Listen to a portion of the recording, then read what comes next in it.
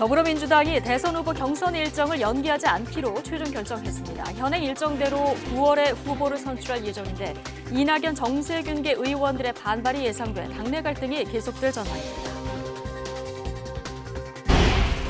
윤석열 전 검찰총장이 오는 29일 출마 선언을 예고한 가운데 최재형 감사원장도 주말 최종 결심을 하겠다고 밝혔습니다. 홍준표 의원과 유승민 전 의원, 원희룡 제주지사도 대권 행보에 속도를 내고 있습니다.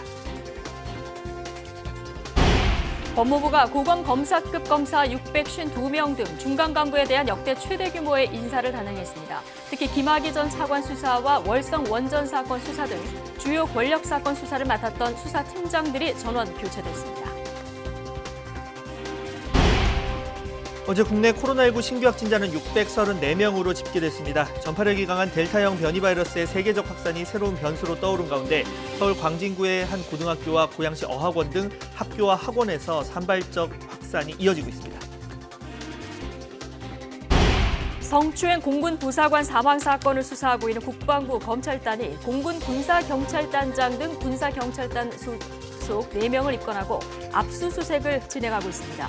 경기도 양주의 육군부대에서는 성비 위로 감찰을 받던 부사관이 일주일째 실종돼 군 당국이 수색에 나섰습니다. 미 플로리다주 마이애미에서 12층 아파트가 붕괴돼 1명이 숨지고 99명이 행방불명됐습니다. 구조 작업이 계속되고 있지만 한밤중 붕괴로 많은 사람이 매몰돼 있는 것으로 추정돼 피해 규모는 더 커질 것으로 예상됩니다. 시청자 여러분 안녕하십니까? 6월 25일 뉴스앤 이슈 시작합니다. 오늘 먼저 국회로 가보겠습니다. 민주당이 당내 갈등을 빚은 대선 후보 선출 일정을 미루지 않고 예정대로 진행하기로 했습니다. 오는 9월 초 대선 후보를 확정한다는 계획인데 11월 선출을 주장해온 이낙연, 정세균계 의원들은 대응 방안을 고민하고 있습니다. 취재기자 연결해 보겠습니다. 최하영 기자. 네, 국회입니다. 네, 결국 지도부가 대선 후보 선출 일정을 미루지 않기로, 그러니까 원칙대로 하기로 결단을 했군요. 네, 2달 가까이 내부 갈등을 거듭한 끝에 당 지도부가 결론을 내렸습니다. 이 예정된 회의를 20분가량 늦추며 오늘 오전까지도 막판 고심을 했는데요. 결국 예정대로 오는 9월에 대통령 선거 후보를 선출하기로 했습니다. 일부 최고위원들은 끝까지 반대 목소리를 냈지만 송영길 대표의 결정을 받아들이기로 했습니다. 여러 가지 이견이 있었습니다만 우리 지도부는 하나로 가야 된다는 합의하에 이견이 있는 최고위원들께서도 양해를 해주셨고 같이 힘을 하나로 모아서 이렇게 결정을 했습니다. 민주당 당헌 당규는 대통령 선거 180일 전까지, 그러니까 9월까지 후보를 선출하도록 했습니다. 다만 상당한 사유가 있을 땐 당무위원회 의결로 달리 정할 수 있다고 돼 있어 연기론에 불을 지폈습니다. 이에 이낙연, 정세균계 의원들은 코로나19 집단 면역 뒤 경선을 치르자며 11월로 미루자고 주장해왔습니다. 최대한 많은 국민의 관심 속에 경선을 치러 흥행 효과를 내자는 취지인데요. 이에 지지율 1위인 이재명 지사와 지지 의원들은 원칙을 또 바꿀 수는 없다며 9월 선출론을 고수해왔습니다. 일단 지도부가 현행대로 가기로 결정하면서 이낙연, 정세균계 의원들은 대응책을 고심하고 있습니다. 사실상 당내 최고 의사결정기구인 당무위원회까지 안건을 올려 다시 논의하는 방안도 고려하고 있습니다. 하지만 당대표가 안건 상정 여부도 결정할 수 있는 만큼 당무위에서 논의가 이루어질지는 미지수입니다. 이에 따라 경선 일정 반발 속에 당내 갈등은 당분간 계속될 전망입니다. 네, 야권 상황도 보겠습니다. 이 대권 후보 경쟁이 본격화하고 있죠. 네, 잠재적 야권 주자인 최재형 감사원장이 막판 등판을 고심하고 있습니다. 최 원장의 지인은 가족들이 크게 반대하는 상황이라며 주말에 논의가 있을 것이라고 전했는데요. 여기에 최 원장이 다음 주 초 사의를 표명할 것이라는 측근의 말까지 전해지면서 대권 도전을 결심한 게 아니냐는 분석이 조심스레 나옵니다. 이에 야권은 다음 주 별들의 전쟁이 펼쳐질 전망입니다. 윤석열 전 검찰총장이 다음 주 화요일 출마 선언을 예고하면서 이미 경쟁의 신호탄을 울렸는데요. 윤 전 총장은 윤봉길 의사 기념관에서 공정과 함께 애국 등 보수 전통 가치를 강조할 것으로 보입니다. 또 출마 선언을 통해 엑스파일 논란을 정면으로 돌파하겠다는 의지로 국민의힘 입당 여부를 밝힐지도 주목됩니다. 여기에 또 다른 잠룡인 홍준표 의원은 윤 전 총장 출마 선언날 이 대국민 보고회를 예고하고 있습니다. 이 맞불을 놓은 셈인데 윤 전 총장의 대권 행보에 대해선 이렇게 비수를 날렸습니다. 들어보시죠. 검찰총장이라는 자리는 법의 상징입니다. 법의 상징에 있었던 분이 등판도 하기 전에 20가지 정도의 비리 의혹이나 추문에 쌓여 있다는 것, 그 자체가 문제라는 겁니다. 여기에 유승민 전 의원과 하태경 의원이 출마를 예고했고 원희룡 제주지사와 황교안 전 대표가 몸풀기에 나서면서 야권의 대권 경쟁 레이스도 치열해질 전망입니다. 지금까지 국회에서 전해드렸습니다. 법무부가 오늘 검찰 중간 간부 인사를 발표했습니다. 예고했던 대로 대대적인 인사 이동이 있었는데 특히 주요 권력 사건 수사를 담당했던 간부들이 모두 교체됐습니다. 취재 기자 연결해 보겠습니다. 우철희 기자. 네, 대검찰청입니다. 예, 자 검찰 중간 간부 인사 대대적인 인사 이동이 이루어졌다고요? 네, 그렇습니다. 법무부는 오늘 차장, 부장급을 뜻하는 고검검사급 652명 그리고 일반 검사 10명을 포함하는 검사 662명에 대한 인사를 단행했습니다. 역대 최대 규모의 중간 간부 승진 전부 인사입니다. 인권보호부와 수사협력 전담부서 신설 등 검찰 조직 개편안과 맞물리다 보니 인사 규모가 커졌습니다. 법무부는 검찰 개혁과 조직 안정에 조화를 둔 인사라고 설명했습니다. 또 형사, 공판부 검사를 우대하고 공인 전문 검사, 우수 여성 검사를 발탁해온 기존 인사 기조도 유지했다고 밝혔습니다. 이번 중간 간부 인사는 다음 주 금요일인 7월 2일자인데 검찰 조직 개편안의 국무회의 통과 이후로 예정됐습니다. 네, 이번 중간 간부 인사를 두고 다양한 해석이 나오고 있는데 특징도 짚어볼까요? 네, 가장 눈에 띄는 부분은 역시 권력 사건 수사를 담당했던 중간 간부들의 보직 변경입니다. 모두 교체됐습니다. 먼저 김학의 전 법무부 차관 불법 출국 금지 의혹 수사팀을 이끌어온 이정섭 수원지검 형사 3부장은 대구지검 형사 2부장으로 자리를 옮겼습니다. 월성원 전 경제성 평가 조작 의혹 수사팀을 이끈 이상현 대전지검 형사 5부장은 서울 서부지검 형사 3부장으로 부임하게 됐습니다. 또 김학의 전 차관 성접대 의혹 재수사와 관련해 청와대와 사전 교감이 있었다는 이른바 청와대발 기획사정 의혹을 수사해온 변필건 서울중앙지검 형사 1부장은 창원지검 인권보호관으로 이동합니다. 이와 함께 박범계 장관의 참모진이었거나 이른바 친여성향으로 분류되어 인사들은 대거 요직에 발탁됐습니다. 특히 검찰 내 최대 조직인 서울중앙지검의 수사를 지휘하는 차장검사들이 대표적입니다. 정진우 의정부지검 차장검사가 중앙지검 1차장검사에 그리고 박범계 장관의 입 역할을 맡았던 박철우 법무부 대변인이 2차장검사, 추미애 전 장관 시절 법무부 정책기획단장을 맡은 진재선 서상지청장이 3차장검사, 그리고 반부패 수사부를 이끄는 4차장검사에는 검찰 인사와 예산을 담당했던 김태훈 법무부 검찰과장이 자리하게 됐습니다. 또 이문정 대검찰청 검찰연구관은 법무부 감찰 담당관으로 사실상 영전하게 됐습니다. 반면 이른바 윤석열 사단으로 분류되는 인사들은 직접 수사를 담당하는 지검이 아닌 고검으로 대부분 자리를 옮기게 됐습니다. 신자용 부산 동부지청장은 서울고검 송무부장, 신봉수 평택지청장은 서울고검, 송경호 여주지청장은 수원고검으로 이동합니다. 이와 함께 법무부와 대검찰청, 서울중앙지검에 모두 여성 대변인과 공보관을 배치한 점도 눈에 띄는 부분입니다. 지금까지 대검찰청에서 YTN 오철입니다. 네, 코로나19 신규 확진자 수가 사흘 연속 600명대를 기록했습니다. 1차 백신 접종을 마친 국민은 1,500만 명을 넘어섰습니다. 취재 기자 연결해 보겠습니다. 김종균 기자. 네, 사회부입니다. 네, 백신 맞으면서 긴장감이 좀 느슨해져서일까요? 코로나19 유행 좀처럼 진정이 되지 않고 있는데요. 자, 신규 확진 상황부터 좀 정리해 보죠. 네, 오늘 0시 기준 신규 확진자는 634명입니다. 사흘째 600명대를 기록했습니다. 감염 경로는 국내 발생이 602명, 해외 유입이 32명입니다. 지역 감염은 수도권에 집중돼 있습니다. 서울 264명, 경기 179명, 인천 24명으로 수도권만 신규 환자가 467명입니다. 국내 발생의 76%에 이릅니다. 비수도권에선 부산 27명, 경남 17명, 울산 16명으로 경남권에서 지역 감염이 많았습니다. 이 밖에 전남 17명, 강원 13명 등 전국 17개 시도 전역에서 확진자가 나왔습니다. 코로나19 관련 사망자는 1명 늘었고 위중증 환자는 2명 늘어 총 143명입니다. 어제 하루 1차 백신 접종자는 3만여 명입니다. 1차 접종을 마친 국민은 1,500만 명을 넘어 전체 인구의 29.6% 수준입니다. 또 어제 2차 접종자는 10만 6천여 명입니다. 모두 452만여 명이 2차 접종까지 마쳤는데 전 국민의 8.8% 수준입니다. 다음 달부터는 완화된 거리두기 개편안이 시행됩니다. 문제는 긴장감 완화로 인한 방역 누수입니다. 실제 최근 3주간 개별 접촉 감염 비율이 39.8%, 45.4%, 48.5%로 꾸준히 상승했습니다. 정부와 자치단체는 다음 달 1일부터 2주간 방역 현장을 특별 점검하기로 했습니다. 더구나 기존 바이러스보다 전파력이 더 센 것으로 알려진 델타 변이 바이러스 감염이 국내에서도 꾸준히 나오고 있어 방역 당국이 긴장하고 있습니다. 지금까지 사회부에서 YTN 김준길입니다. 경기 고양시의 한 어학원에서 코로나19 집단 감염이 발생해 지금까지 19명이 확진됐습니다.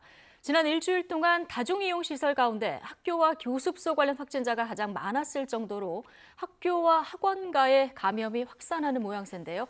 자, 취재기자 연결해서 자세히 들어보겠습니다. 황보혜경 기자. 네, 경기도 고양시 백석동에 있는 한 어학원 앞에 나와 있습니다. 예, 자, 집단 감염이 발생한 학원 앞에 나가 있는 건데요. 지금 그 학원은 폐쇄가 됐습니까? 네, 지금 폐쇄가 된 상황인데요. 지금 제가 나와 있는 이곳 학원에서는 지난 23일 외국인 강사 2명을 시작으로 현재까지 모두 19명이 확진된 상황입니다.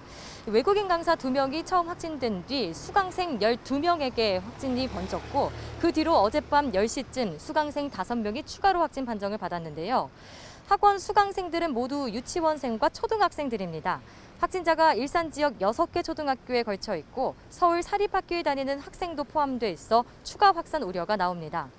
보건당국은 이 어학원 강사와 직원 18명, 수강생 79명을 포함해 97명에 대해 전수검사를 진행했습니다. 고양시청은 어학원에서 수업을 하며 침방울이 튈 수 있는 데다 밀폐된 환경에서 에어컨을 틀며 환기가 이루어지지 않아 감염이 확산했을 가능성이 있다고 밝혔습니다. 이곳 강사들은 경기도 성남시의 한 영어학원 관련 확진자와 접촉했다가 양성 판정을 받았는데요.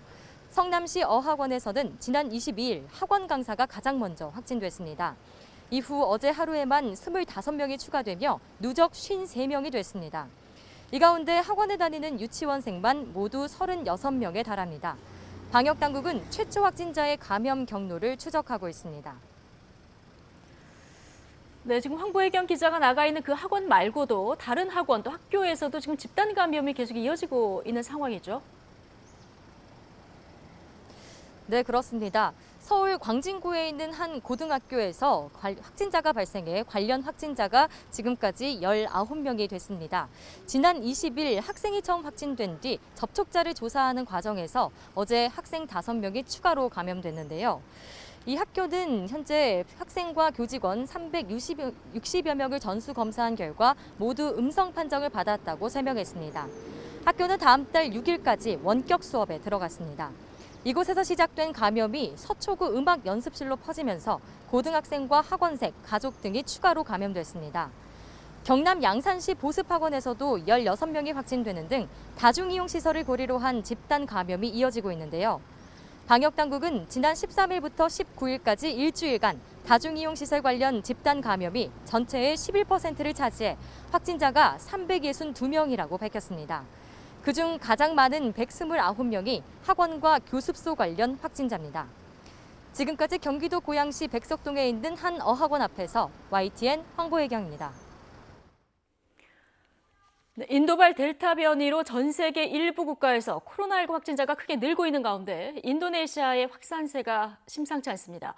하루 확진자가 2만 명을 넘어서면서 역대 최고치를 경신했고 의료시설도 지금 포화 상태에 이르는 이런 상황인데요.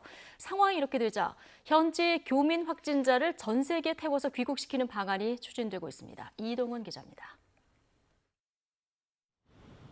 전 세계에서 네 번째로 인구가 많은 인도네시아의 코로나19 확진자가 이달 들어 급등세를 보이고 있습니다. 지난달까지만 해도 하루 신규 확진자가 5천 명 안팎이었지만 이번 주 15,000명을 넘어섰고 어제는 2만 명을 넘어서며 역대 최고치를 기록했습니다. 지난달 최대 명절인 르바란에 따른 여행 여파와 델타 변이 등 전염력 강한 변이 바이러스가 확산의 주요 원인으로 꼽힙니다. Ini udah gawat ya kategorinya ya. Kenapa gawat? Karena kita lalai. Himbauan pemerintah itu sebenarnya udah jelas, tegas. Taati protokol kesehatan dan bla bla bla. 인도네시아의 1회 이상 백신 접종률은 9% 정도.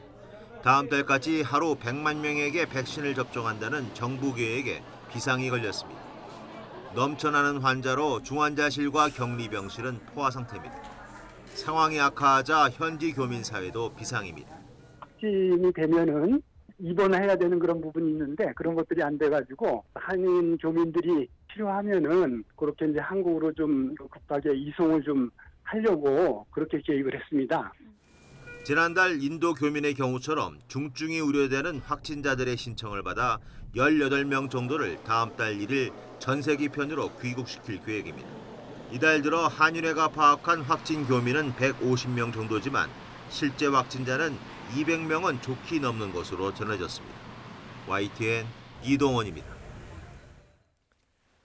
미국 플로리다주 마이애미의 12층 아파트 건물 일부가 무너졌습니다. 이 확인된 사망자는 1명이지만 사고가 한밤중에 나면서 100명 가까이 행방을 알 수 없는 상황이라 피해가 더 커질 것이란 우려도 나오고 있습니다. 박상남 기자의 보도입니다.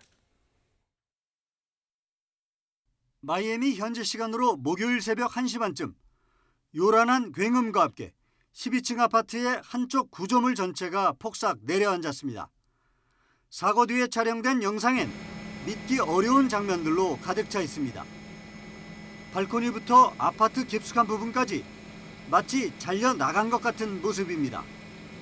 사고 전에 촬영된 화면과 비교하면 건물 왼쪽 발코니 3개에 해당하는 부분이 완전히 무너져 내린 것을 확인할 수 있습니다. 남아있는 아파트 건물 내부가 훤히 들여다 보입니다. 2단 침대와 의자가 아슬아슬하게 걸쳐져 있고 에어컨 실외기들이 어지럽게 매달려 있습니다. 현장에 출동한 소방대 구조팀은 건물 안에 갇혀있던 주민 약 40명을 구조했습니다. To summarize, we had a 12-story, 136 unit apartment complex that had sustained a partial collapse. The northeast corridor of the apartment had collapsed, approximately 55 apartment units. 이번 붕괴 사고의 원인이 아직 파악되지 않은 가운데 인명 피해 규모 역시 매우 유동적입니다. 특히 아파트 붕괴된 부분에 사는 것으로 추정되는 수십 명의 소재가 확인되지 않아 우려가 커지고 있습니다. 화를 면한 주민들은 사고 순간을 떠올리며 몸소리를 쳤습니다. Basically, our unit, like the whole other side of the building, collapsed. We don't even have like the unit anymore. It doesn't exist anymore. We weren't sure what was even happening yet, and then when we got down to the garage and saw the water, we couldn't even understand what was happening here. 붕괴 사고가 난 아파트는 해변에 있는 콘도미니엄 형태로 1981년에 건설됐습니다. YTN 박상남입니다. 미국 플로리다주 마이애미 아파트 붕괴의 원인이 아직 밝혀지지 않은 가운데 1990년대부터 위험 신호가 감지된 것으로 나타났습니다. USA 투데이는 해당 아파트가 지난 1981년 완공된 뒤 90년대에 연간 2mm씩 침하했다는 플로리다 국제대학교 지구환경학과 시몬 부도빈스키 교수의 지난해 연구 결과를 소개했습니다. 부도빈스키 교수는 통상 건물이 이 정도 속도로 가라앉을 경우 구조에 영향을 줄 수 있다며 90년대 이후로 침하 속도가 더 빨라졌을 수도 혹은 더 느려졌을 수도 있다고 설명했습니다. 또 지난 2015년에는 아파트 외벽에 금이 가는 등 부실 관리로 소유주가 관리업체를 상대로 소송을 제기한 바 있고 최근에는 대대적인 보수 작업을 앞두고 있었던 것으로 드러났습니다. 네, 곧 장마철을 앞두고 있죠. 작년 심각한 물난리를 겪었던 주민들은 피해가 반복되지 않을까 걱정도 커지고 있는데요. 누가 어떻게 복구할지 책임 공방 속 1년 동안 피해가 그대로 방치된 현장도 있다고 합니다. 김다현 기자가 현장 취재했습니다. 이틀 전에 내린 장대비의 흔적이 고스란히 남아있는 경기도 김포의 마스크 공장입니다. 흙더미가 이렇게 언뜻 봐도 무릎 높이까지 쌓여있고 패널은 힘없이 무너져 내린 모습입니다. 진흙더미가 흘러내려와 이곳 마스크 공장 두 동을 그대로 덮친 건데요. 복구는 잘 이뤄졌는지 1년 만에 공장을 다시 찾았습니다. 방치된 흙더미에서는 풀이 무성하게 자라고 있고 공장 안 질퍽한 흙과 무너진 구조물도 그대로입니다. 장마철을 앞두고 시청에서 물길을 내줬지만 비가 오면 바로 옆 창고로 물이 그대로 흘러 들어갈 수밖에 없는 상황입니다. 복구 책임을 두고 공장 측과 김포시청이 옥신각신하는 사이 1년이 흐른 겁니다. 하지만 시청도 할 말이 많습니다. 김포시가 국비와 자체 예산으로 마련한 복구 지원비는 3,600만 원. 1억 원 넘는 공사 비용을 대기에 턱없이 부족해 결국 시청은 추경을 통해 1억 5천만 원을 확보했습니다. 여러 산림업체라든지 응급복구를 여쭤봤을 때는 응급복구가 턱없이 부족한 상황이었고 예산 이제 추경 편성을 한 거거든요. 1회가. 결국 지난달에야 시공에 들어가게 됐고 이번 장마 전까지는 옹벽을 세우는 기초 공사만 겨우 할 수 있는 수준입니다. 빠르게 되면 다음 주 정도면 거의 다다음 주 초 정도면 거의 마무리 옹벽은 세워질 거거든요. 이제. 공장은 가동을 거의 멈추다시피 해 흙더미도 모자라 빗더미까지 떠안게 됐습니다. 직원 수를 줄여가며 1년은 꾸역꾸역 버텼지만 남은 창고와 기계에 토사가 덮친다면 이제 정말 공장 문을 닫아야 할 판입니다. 다가올 장대비가 가장 무섭습니다. 그래서 지금 40명 정도가 전부 다 이제 일자를 잃은 거예요. 저희는 제 2차 피해를 안 입는 게 우선이에요. 지난해 일어난 산사태는 전국에 6천여 건. 장마가 코앞인데 복구는 아직 진행 중입니다. 산림당국은 이달 말까지 90%에 대한 공사를 마무리하고 피해 우려 지역의 관리 범위도 넓힌다는 계획입니다. YTN 김다연입니다. 최근 조선일보가 성매매 유인 절도범 기사 사파에 조국 전 법무부 장관 부녀 이미지를 사용해서 비판을 받았는데요. 조 전 장관은 오늘 자녀 입시 비리 의혹 재판에 출석하면서 자신과 가족을 모욕한 언론사에 반드시 법적 책임을 묻겠다고 밝혔습니다. 직접 들어보시죠. 지독히 전파적 시각과 극도의 저열한 방식으로 저와 제 가족을 모욕하고 조롱한 기자와 언론사 관계자분들께 묻고 싶습니다. 임두법을 쓰고 어찌 그런 일을 할 수 있습니까? 반드시 법적 책임을 묻겠습니다. 따님 오늘 출석하셨는데 그에 대해서는 한 말씀 해주시죠. 조국 전 법무부 장관의 딸 조민 씨가 모든 법정 증언을 거부하고 자신의 입시 비리 의혹에 대해서는 억울하다는 입장을 밝혔습니다. 오늘 서울중앙지방법원에서 열린 조 전 장관과 정경심 동양대 교수 재판의 증인으로 나온 조민 씨는 증언을 거부하고 이 거부 사유를 밝히고 싶다며 재판부에 발언 기회를 구했습니다. 검찰의 수사로 고교와 대학 시절이 부정당했다고 말한 조 씨는 다른 학생들처럼 학교와 사회, 가족이 마련해준 프로그램에서 열심히 활동했을 뿐인데 이런 사태가 벌어지리라고는 상상도 못했다고 밝혔습니다. 또 하고 싶은 말이 많지만 부모님이 기소된 법정에서 딸인 자신이 증언하는 게 적절하지 않다고 들었다고 말했습니다. 국방부 검찰단은 오늘 공군 군사경찰단장 등 군사경찰단 소속 4명을 허위보고 혐의로 입건하고 압수수색을 진행하고 있다고 밝혔습니다. 앞서 국방부는 공군 군사경찰단이 숨진 공군 이모 중사가 성추행을 당했다는 사실을 빼놓고 보고한 사실에 대한 감사 결과 관련자들의 진술이 엇갈린다며 국방부 검찰단에 수사 의뢰했습니다. 이와 함께 공군 20비행단 군사경찰대대의 부실수사 의혹을 수사해온 국방부 조사본부는 20비행단 수사 관계자 1명을 직무유기 혐의로 입건하고 2명은 징계위원회에 회부했다고 밝혔습니다.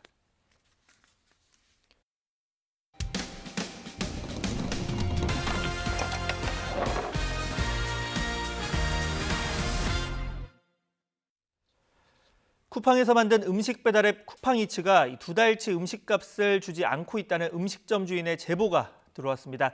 이 계좌가 파산한 프랜차이즈 본사로 연결돼 있다는 이유에서였는데요.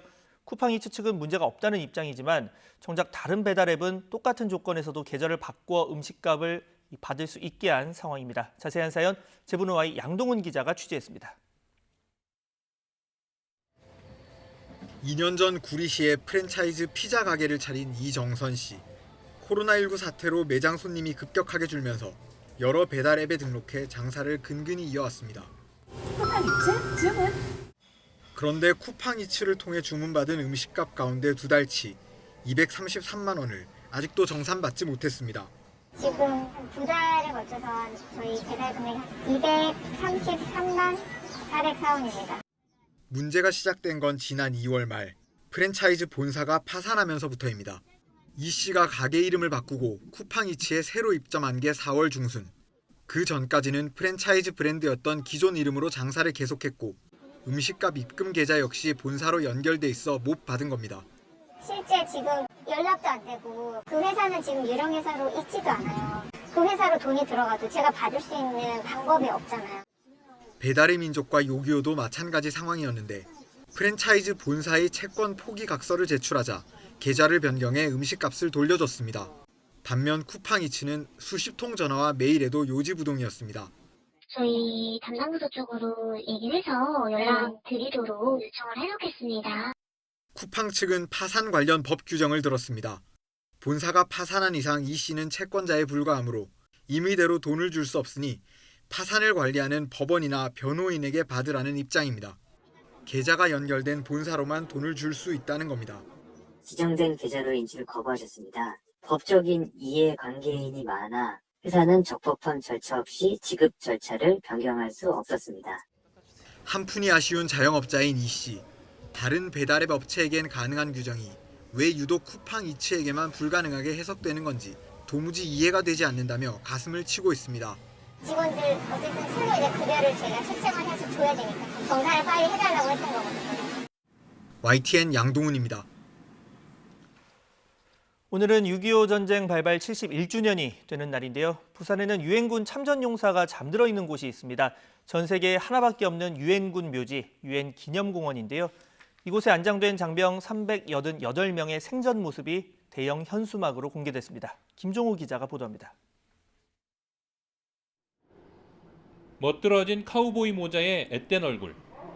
6.25 당시 호주에서 유엔군 일원으로 우리 땅을 밟았다가 연천에서 전사한 제임스 패트릭 도운트 이병입니다. 유명을 달리했을 때가 불과 17살로 부산 유엔 기념공원에 안장된 유엔군 장병 가운데 가장 어립니다. 묘역이 끝나는 곳에는 항상 맑은 물이 흐르는 작은 수로가 있습니다. 유엔군 최연소 전사자의 이름을 딴 도운트 수로입니다. 미국에서 유엔군으로 6.25에 참전한 레지날드 말콤 메세나 씨는 전쟁이 끝나고 아예 우리 땅에 뿌리를 내렸습니다. 지난 1975년 유명을 달리한 고인과 2011년에 생을 마감한 부인이 함께 유엔 기념공원에 안장돼 있습니다. 두 장병 사진을 포함한 유엔군 용사 388명의 생전 모습이 대형 현수막으로 처음 일반에 공개됐습니다. 유엔 기념관에서 찾아오시는 유족들과 참전 용사들을 통해 소중한 자료를 소장하게 되었고요. 70년 만에 처음으로 세상 밖으로 놓은 그림입니다. 유엔군 전몰 장병을 모시려고 부산 남구에 묘역을 조성한 게 벌써 70년 전. 매년 이곳에서는 6.25가 되면 순관 희생을 기리는 행사가 열립니다. The lives lost defending the Korean people will not be forgotten, nor will the terrible cost of war.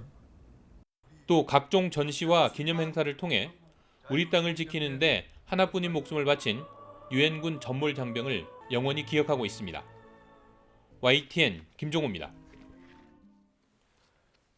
문재인 대통령이 중미 8개국과 포용적이고 미래지향적인 협력과 연대의 지평을 더 넓혀 나가겠다고 밝혔습니다. 중미 통합체제 시카 회원국과의 화상 정상회의에서 밝힌 내용인데요. 직접 들어보시죠. 공동의 번영을 추구하는 시카의 여정에 한국이 함께하고 있는 것을 매우 기쁘게 생각합니다. 한국과 시카는 코로나 위기 속에서도 방역물품과 경험을 나누며 연대와 협력을 실천했습니다. 그리고 이제 그 협력과 연대의 지평을 더욱 넓히려고 합니다. 한국은 안정된 거버넌스를 구축하여 영내 통합과 지속가능 경제 발전을 이루려는 시카 회원국들의 노력을 적극 지지합니다. 한국과 시카 간에도 포용적이고 미래지향적인 협력이 더욱 확대되길 기대합니다.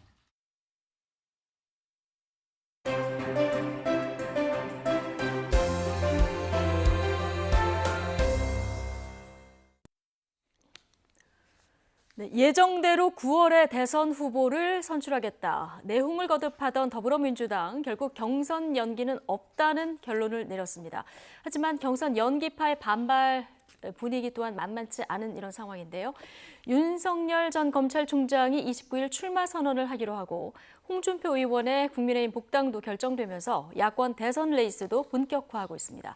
갈수록 뜨거워지는 대선 전국, 박진영 더불어민주당 전 상근부대변인 그리고 김근식 국민의힘 전 비전전략실장 두 분과 이야기 나눠보겠습니다. 어서 오십시오. 안녕하세요. 예, 안녕하십니까. 자, 오늘 아침에 민주당 송영길 대표가 결국 당내 대선 경선 일정 연기 없이 현행 규정대로 진행하기로 결정을 했습니다. 자, 오전에 열린 최고위 송영길 대표의 발언부터 듣고 오시죠. 민주당 지도부는 현행 당헌 규정 원칙에 따라 제20대 대선 경선 일정을 진행하기로 최종 결정했습니다. 저희 당헌에 규정된 180일을 기준으로 대선 경선 기획단이 수립한 기본적인 경선 일정을 보고받았습니다. 사무총장을 통해 각 주자의 입장을 청취했고 저는 상임 고문단님들의 6분의 의견을 청취했습니다. 내년 3월 9일 우리 민주당이 국민의 신임을 받을 수 있도록 어떠한 방법이 적절할 것인가 충정 어린 진지한 논의가 있었습니다. 여러 가지 이견이 있었습니다만 우리 지도부는 하나로 가야 된다는 합의하에 이견이 있는 최고위원들께서도 양해를 해주셨고 같이 힘을 하나로 모아서 이렇게 결정을 했습니다. 우리 집권당은 이 어려운 시기에 국민들의 삶을 책임지고 우리 당내 경선을 질서 있게 함으로써 새로운 주자를 선출하는 데 최선을 다해 준비를 하겠다는 말씀을 드리겠습니다. 네, 자 송영길 대표의 오늘 아침 발언 듣고 오셨는데요. 민주당 당내 상황이니까 박진영 대변인께 조금 더 많이 질문을 드리겠습니다. 자, 현행 규정대로 진행하기로 결정이 됐습니다. 대선 180일 전까지 후보 확정이니까 그러니까 9월에 후보를 이제 확정하겠다 이렇게 결정을 내린 건데요. 이거 마침표 찍었다 이렇게 봐도 되는 겁니까? 그렇죠. 뭐 마침표가 찍혔다고 봐야 되는 게요. 예. 최고위원들이 오늘 뭐 합의를 봤기 때문에 더 이상 그 반대파에서 이야기하는 당무위원회를 소집할 수도 없습니다. 네. 당무위원회를 소집하려면은 당무위원회 3분의 1의 동의하에 예. 최고위원 뭐 2등, 3등 최고위원이라도 누군가가 그걸 가지고 최고위에 제안을 해줘야 예. 됩니다. 근데 그 과정 자체가 오늘 최고위원 전체가 양해가 됐다 이렇게 발표했기 때문에 저는 그런 상황으로 가는 길은 좀 이제 멈추지 않았나 이런 생각이 듭니다. 아, 그렇군요. 그러니까 일부 반대 최고위원들도 당 결정을 수용하기로 결정할 만큼 분란은 없을 것이다. 네네, 그런 상황인 예. 거죠. 네. 근데 당내 분위기 저희 취재기자 전원에 따르면은 지금 이낙연, 정세균 게 앞으로 대응을 좀 고심하고 있다. 지금 말씀하신 당무위 안건에 올려서 논의하는 방안, 이걸 위한 어떤 강행 기류도 좀 보인다 이런 보도들도 있던데요. 뭐 그렇죠. 뭐 그런 뭐 그 의논을 할 수 있습니다만 예. 이 당무위원회 관련 규정을 해석하는 차이가 존재할 수 있습니다. 네. 당무위원회는 최고 의결 기구가 아니거든요. 예. 실무적으로 당헌 당규를 개정하는 곳인데 이 당무위원이라는 것이 주로 어떻게 구성이 돼 있고 어떤 안건을 보통 뭐 예를 들자면 상정해서 당에 결정을 있는 내립니까? 규정을 만드는 겁니다. 예. 규정을 만드는 곳인데 구성이 어떻게 되어 있냐면 예. 최고위원들, 시도당 위원장, 그다음에 당의 주요 당직자들, 뭐 예. 사무총장, 정책위원장 이런 분들, 그다음에 시도지사들 뭐 이 정도 수준으로 구성이 되어 있습니다. 뭐 100명이 채 안 되는 걸로 제가 알기로는 한 50명 정도 되는 걸로 알고 예. 있는데요. 이분들의 뭐 3분의 1의 동의가 있더라도 양건을 올릴 수 있는 것은 최고위원회입니다. 최고위원 한두 분이라도 동의를 해주고 이 안건을 올리겠다라고 해야지만 당무위원회가 개최될 수 있기 때문에 예. 그 상황이 지금 송영길 대표가 최고위원회 다른 분들의 반대하는 분들의 양해도 구했다라고 말씀을 하셨기 때문에 저는 그걸 할 수 없는 상황이 아닌가 이렇게 해석이 됩니다. 예, 그러니까 안건을 올리는 권한 자체가 송영길 대표를 최고위원회에 있는 포함한 겁니다. 최고위원회에 있기 그렇죠. 때문에 네네. 최고위원들 반대하는 최고위원들도 이 당의 결정 수용하기로 한 만큼 이제 분란은 없을 것이다. 네네네. 마침표를 찍었을 것이다. 이렇게 네네네. 보시는 건데요. 자, 김근식 실장님, 네. 어떻게 이제 이재명 지사 측의 입장이 받아들여진 결과인데 오늘 송영길 대표 결단이 마침표를 찍는다고 한다면 앞으로 경선 과정에서 이재명 대 반 이재명계 이 구도는 더 뚜렷해지는 겁니까? 그렇죠. 앞서가는 이재명 지사 그리고 예. 이제 추격해가는 후발 주자들 사이에 사실은 이제 기싸움 아니었겠습니까?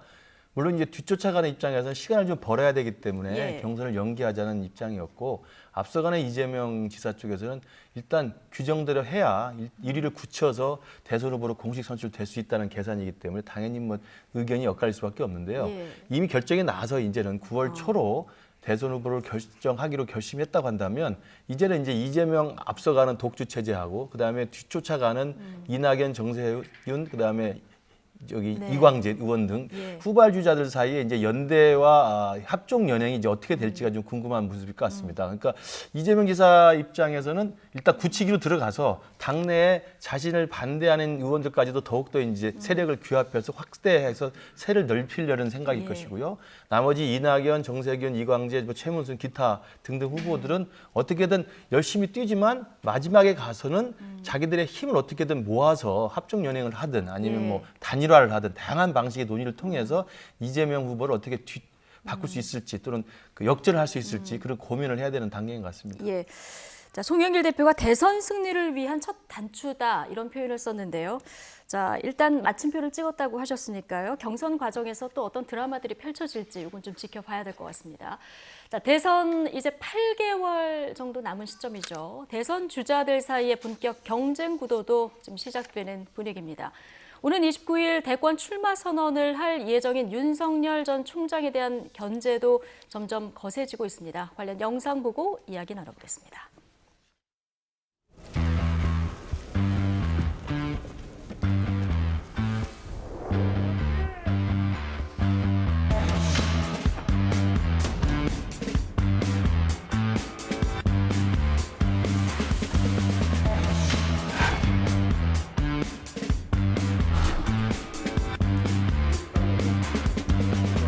그것이 내년 3월까지 간다고 봅니까?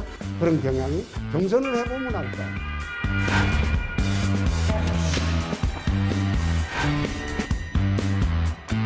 제가 꼼 잡는 매다 조중동의 그 초롱성을 내세운다 하더라도 시간 문제다라는 거죠.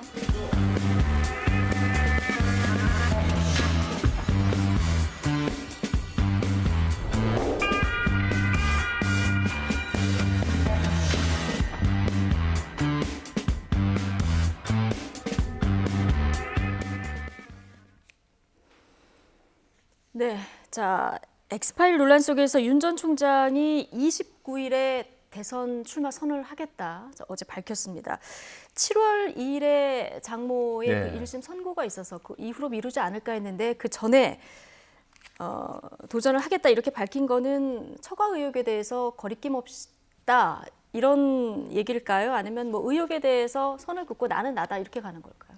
처가 측에 지금 진행 중인 그 재판 그리고 또 부인과 관련된 수사가 또 진행 중이기 때문에 그런 처가와 장모와 관련된 사건을 자기의 대선 스케줄에 일정에 고려해버리면 네. 일정적으로 스텝이 꼬이거나 아니면 그걸 인정해 넣는 모습을 갖게 되잖아요. 예. 그렇기 때문에 아마도 고심 끝에 이번 엑스파일 논란 때문에 조금 늦추긴 했습니다만 예. 7월 2일로 예정된 장모의 선거 공판을 상관없이 장모와 처가의 의혹과는 자기는 분리된 채로 뚜벅뚜벅 자기 길을 가겠다라는 걸로 아마 결심을 보여준 것 같고요.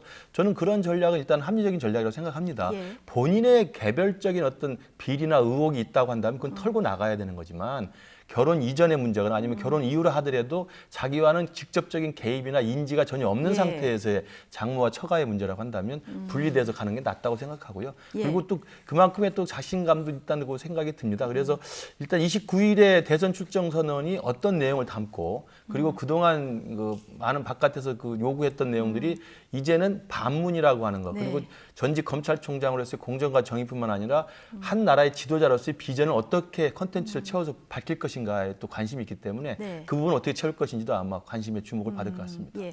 그날 아마 29일에 기자들 질의응답 굉장히 많을 텐데요. 일단 뭐 엑스파일에 대해서 당연히 질문이 나올 테고요. 또 하나가 국민의힘 네. 입당 관련한 질문이 굉장히 많이 나올 것으로 예상이 되는데 어느 정도까지 답변을 할 거라고 보십니까? 저도 아마 그때 29일 이제 자기 의견을 발표한 다음에는 많은 기자들의 질문 있고 증문즉답을 하겠다는 거 아닙니까? 그렇다면 이제 윤석열 총장의 육성으로 직접 자기 입장을 내야 되는데 네. 가장 큰 건 엑스파일에 대한 해명과 설명이 있을 것이고요. 네. 그다음 국민의힘 입당 여부인데 국민의힘 입당 관련해서는 저는 이제 아직은 그 내부에 그 정리가 되지 않다는 생각이 좀 듭니다. 개인적으로는. 왜냐하면 지난번 그러니까 이동훈 윤석열 전 총장 새끼 캠프 안에서 내부에서요. 예. 그러니까 일각에서는 조기에 입당을 해서 국민의힘 중심의 야권 대선 경선에 플랫폼이 올라타자라는 입장이 있는 반면에 또 한편에서는 여전히 윤석열 총장을 지지하는 중도층과 탈진보층도 있고 이 사람들은 국민의힘 입당하는 것을 꺼리는 또 여론의 성향이 있기 때문에 좀 더 관망한 다음에 입당을 하자 이렇게 또 생각할 수 있기 때문에 그 부분에 대해서 윤석열 총장의 가르마를 타는 모습이 29일에 아마 어떤 식으로든 메시지가 나올 것으로 보입니다. 개인적으로는 어떤 저는 조기 입당이 저는 방법이라고 생각합니다. 방법이라고 생각하고 왜냐하면 예. 지금 국민의힘 정당 지지도가 지금 30대 후반에서 40%를 지금 육박하고 예. 있잖아요. 그러면 국민의힘 자체의 정당 지지도가 이미 중도와 보수가 거기에 대거 결집돼 있다고 보는 게 맞고요. 과거에 무슨 자유한국당이나 미래통합당처럼 중도가 지금의 제1야당에 대해서 굉장히 불편한 시선을 갖고 있는 것은 과거 이야기고 지금의 국민의힘에 대한 정당에 대한 국민들의 시선은 이번에 서울시장 보궐선거 이후에 드러났듯이 상당한 부분의 중도 보수 반문 지지층들이 다 결집되어 있는 것이기 때문에 저는 일찍 들어와서 일찍 당원들과 스킨십을 하고 일찍 출발을 하는 것이 윤석열 총장 측에 좀 유리하다고 생각합니다. 예. 자, 최근 지지율을 보면 이재명 지사와 윤석열 전 총장 여전히 엎치락뒤치락 1, 2위를 다투고 있는 상황입니다. 여러 가지 논란에도 불구하고 높은 지지율 아직까지 유지를 하고 있는데 선호도를 봤을 때는 윤석열 전 총장이 많이 나오고요. 적합도를 보면은 이재명 지사가 조금 더 앞으로 가는 이런 그 결과치들이 많이 나오는데 자, 어쨌든 지금 윤 전 총장이 이제 29일에 본격 등판하는 거 아니겠습니까? 네네. 그 이후에 물론 여러 가지 변수가 있겠습니다만은 이 지지율 판도 어떤 변화가 있을 거라고 예상하십니까? 글쎄요, 윤석열 총장 지지도가 조금씩 떨어지고 있는 것은 사실이거든요. 예. 떨어지고 있는 사실이고 제가 알고 있기로는 이 조사가 ALS 조사로 알고 있습니다. 예. ALS 조사로 하게 되면은 선호도는 사실은 그 전주에 나쁜 이슈든 좋은 이슈든 이름을 많이 들은 사람이 많이 나오게 되어 있습니다. 예. 그리고 좀 보수적인 후보에게 상대적으로 많이 나오게 되어 있는 그런 상황들이 있고요. 적합도는 또 조금 다릅니다. 적합도에는 호감도와 비호감도가 같이 고려가 됩니다. 그런 측면에서 윤석열 총장이 적합도에서는 이재명 지사보다 낮게 나온 상황으로 이렇게 저는 분석을 하고 있는데요. 29일 날 윤석열 총장이 만약에 선언을 하고 난 이후에도 국민의힘에 입당하지 않을 시에는 저는 하락폭이 더 커질 것이다. 이렇게 예측을 합니다. 입당하지 않을 경우에는? 입당을 하지 않을 경우에는요. 예. 왜냐하면요. 이번에 이 홍준표 대표라든가 국민의힘 내의 야권의 주자들이 윤석열 총장을 이미 이제 공격을 하기 시작을 했습니다. 그리고 또 이 엑스파일 건이 쉽게 가라앉지는 않을 겁니다. 그런 또 다른 여권에서의 비판 이런 부분들도 작동을 할 거고요. 그런 상황에서 국민의힘이라는 울타리가 존재한다면은 충분히 방어망이 될 수 있고 그다음에 야권의 다른 주자들의 이 공격에 대해서 이준석 대표가 제어도 할 수 있겠지만 이준석 대표가 표현한 것처럼 현재 우리 당 사람이 아닌 사람을 보호해줘야 될 이유가 없거든요. 그런 상황이기 때문에 저는 윤석열 총장이 지속적으로 위기를 맞게 될 것이다. 이렇게 생각이 들고요. 덧붙여서 7월 2일 날 장모의 1심 재판의 선고가 최소한의 유죄라도 나오게 된다면 본인이 지난번에 그 이야기를 했습니다. 10원 한 장이라도 손해를 끼친 적이 없다라는 그 표현이 전언이었습니다만은 그것이 발목이 본인이 하진 않았다. 또 본인이 하진 않았군요. 전언이군요. 전언입니다만은 그런 발언들이 저는 발목을 잡게 돼서 지지율은 지속적으로 하락하지 않을까 그렇게 예상을 합니다. 어쨌든 지금 지지율을 좀 가져가려고 하면은 국민의힘에 입당하는 것이 좋겠다. 공교롭게도 두 분 의견이 지금 일치한 이런 상황이 됐는데 자, 또 하나 야권에서 변수가 최재훈 감사원장.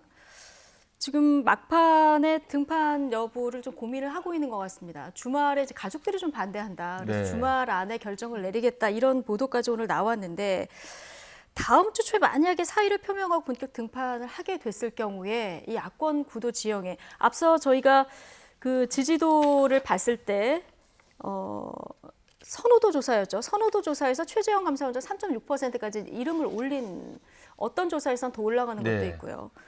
이 지지율 변화에 어떤 정도의 영향이 있을 거라고 보십니까? 그러니까 최재형 감사원장이 조만간 만약에 결심을 굳히고 사퇴를 한 다음에 본격적으로 대선 정부에 뛰어들면 윤석열 총장과는 조금 다른 행보와 기대가 있을 수 있다고 봐요. 첫 번째는 윤석열 총장 같은 경우는 3월 초에 사퇴한 다음에 지금 100일 넘게 사실은 당 바깥에서 계속 전원 정치와 간접적 메시지로 사실은 사람들로 하여금 조금 더 기다리게 했던 측면이 있다고 한다면 최재형 감사원장 같은 경우는 고심 끝에 결심을 하게 되면 굉장히 빠르게 신속하게 움직일 수 있다고 생각을 합니다. 네. 그 신속하게 움직일 수 있다는 것은 물론 제 개인적인 견해와 그 제 전언입니다만 신속하게 입당도 먼저 할 수 있다는 것이죠. 그렇다고 한다면 윤석열 총장의 모습과 최재형 감사원장의 신속한 입당과 당내에서의 어떤 우군들의 마련 이런 것들이 만들어지면 조금 더 차별화된 모습이 하나가 있고요. 두 번째로는 이제 윤석열 총장 같은 경우 엑스파일 논란 등에서 그 처가 의혹들이나 다양한 어떤 그 소문들이 있지 않습니까?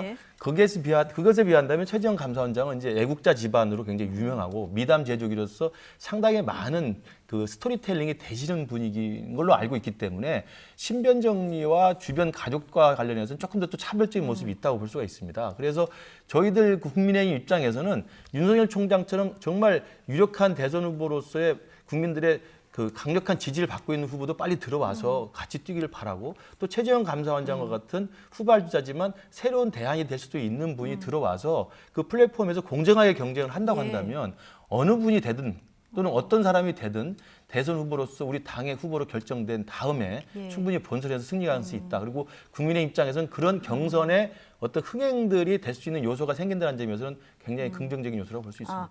그러니까 지난번 법사위에 나와서 생각을 정리해서 말씀드리겠다 하고 뭔가 좀 신속한 결정을 해서 빠른 행보를 하게 되면 이것 또한 장점이 될 수 있다. 자, 이런 얘기를 해주셨는데 박진영 대변인께서는 사정기관의 장이 대선을 직행하는 거 이거 부적절하다는 얘기 여러 차례 하셨는데요. 그렇죠. 부적절하죠. 네. 예. 근데 그 얘기는 많이 하셨으니까 최재형 감사원장이 나왔을 경우 경쟁력은 어떻게 보시는지 이 질문 드려도 되겠습니까? 그 김우식 교수님 말씀하시는 것처럼 바로 국민의힘에 입당한다면은 저는 경쟁력이 상당히 생길 것이다.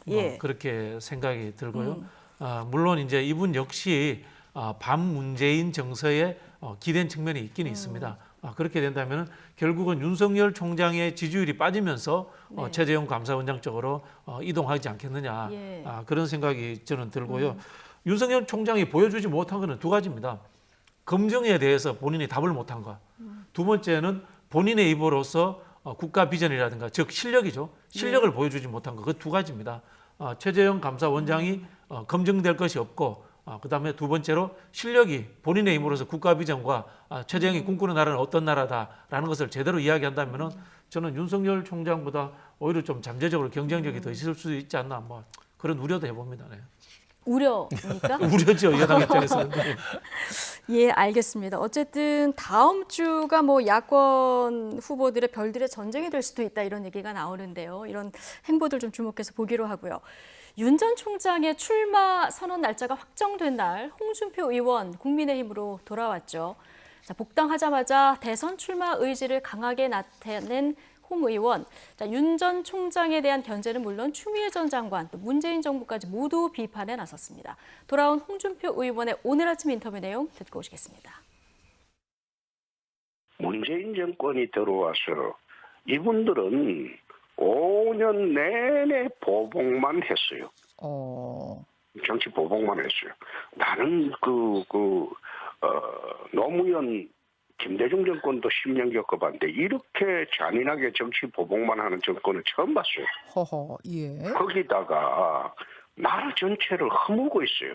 경제도 허물고 정치도 허물고 국방도 허물고 외교도 허물고 대한민국 70년 업적을 전부 허무른 과정이 지난 5년이었다. 난 그렇게 봤습니다. 검찰총장이라는 자리는 법의 상징입니다. 법의 상징에 있었던 분이 등판도 하기 전에 20가지 정도의 비리 의혹이나 추문에 쌓여 있다는 것, 그 자체가 문제라는 겁니다. 꽝 잡는 매가 아니라 윤석열 총장한테 거꾸로 당했죠. 꽝 잡는 매가 아니라 매에 잡히는 꽝이 돼버린 사람이 그 이야기를 한다는 것은 좀 어폐가 있는데요. 기분 나쁜 게 아니라 그게 사실이지 않습니까?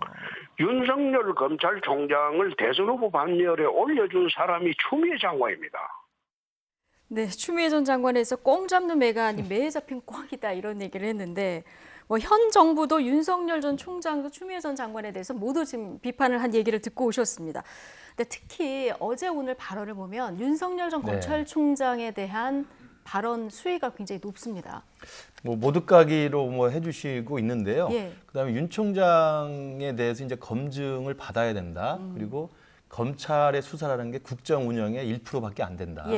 그리고 사실 주변 정리가 시급하다. 뭐 이런 이야기를 하고 있는 걸로 봐서는 본격적인 대선 레이스가 시작이 되면 아마도 홍준표 의원이 그 윤석열 총장에게 아주 날선 비판을 할 것으로 예상이 되는데 저는 개인적으로 저도 국민의힘에 몸담고 있는 사람으로서 홍준표 대표의 복당을 저는 개인적으로 반대했습니다만 당의 입장에서 어쨌든 대선의 플랫폼을 우리 당이 주도해야 된다는 의미에서 뭐 입당을 했던 것은 저는 이해가 됩니다.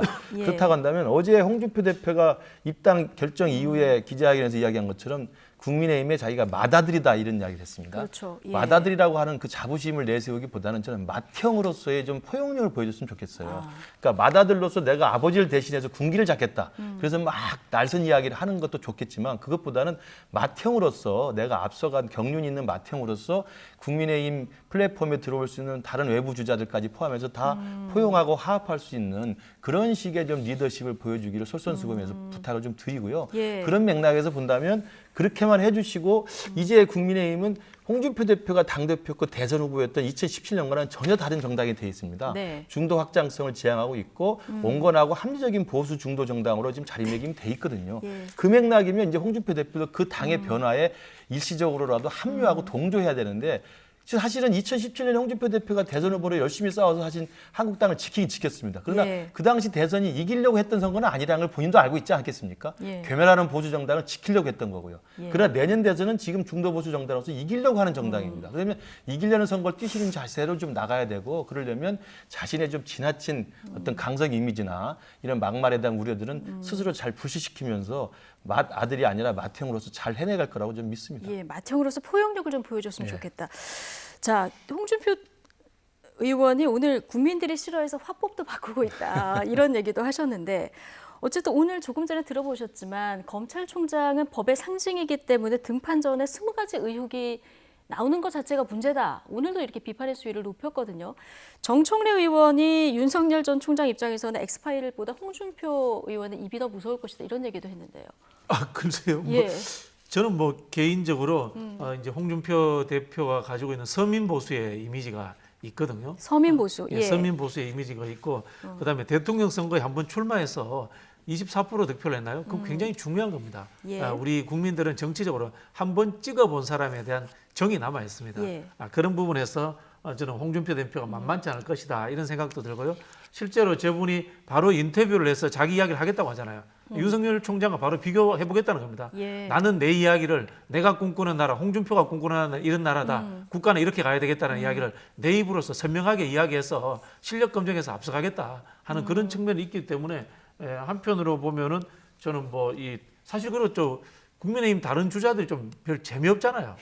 재미없는데 홍준표 대표는 재미라는 측면에서는 이제 흥행적 요소를 만들어주지 않을까 뭐 그런 기대도 생각을 해봅니다. 지금 야권 통합의 촉매제나 리스크냐 이런 얘기들이 많이 나오는데 뭔가 경선 흥행에는 도움이 될 만한 요소로 보시는군요. 그렇죠. 지금 야권 통합의 부분은 당 대표인 이준석 대표가 지고 있는 겁니다. 그런 거고요. 또 한편으로 지금 뭐 뒤에서 어른 역할을 하고 계시는 김종인 비대위원장이나 이런 분들이 하는 거고요. 홍준표 대표는 어쨌든 간에 선수입니다. 어쨌든 간에 선수다. 자, 윤 전 총장이 출마를 예고한 게 29일인데 홍준표 의원도 그날 대국민 보고서를 발표하겠다 이렇게 얘기했습니다. 이거 미리 결정된 일이라고는 했는데요. 어떻게 보십니까?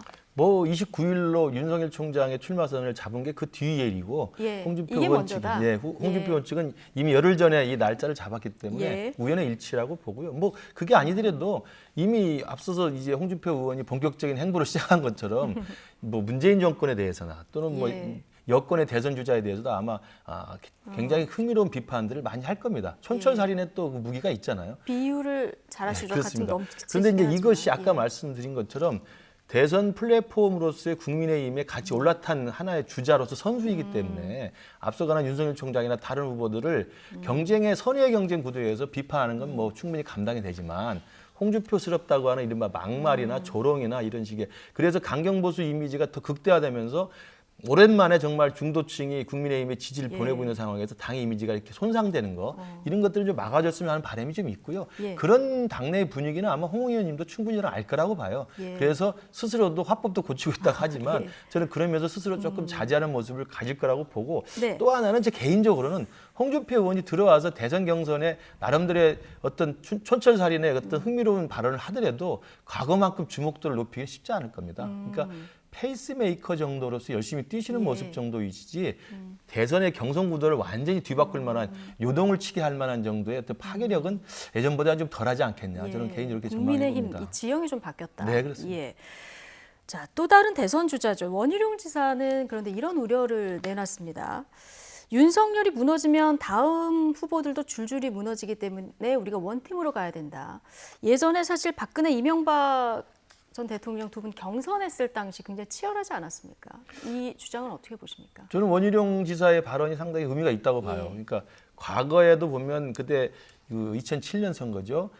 이명박 후보와 박근혜 후보 사이에 그 한나라당 내부에서 경선이 사실은 본선으로 간주가 됐어요. 왜냐하면 당시는 그 야당의 후보로 결정만 되면 이길 수 있다는 확신이 있었기 때문에. 그러니까 본선에 견주어지는 야권 내부의 대선 경선이라는 게 너무 강했죠. 그래서 내부의 파열음이 너무 컸고 그것이 결국은 임기가 끝난 다음에도 BBK 재수사를 해서 지금 감옥에 가 있는 거 아닙니까? 그렇죠.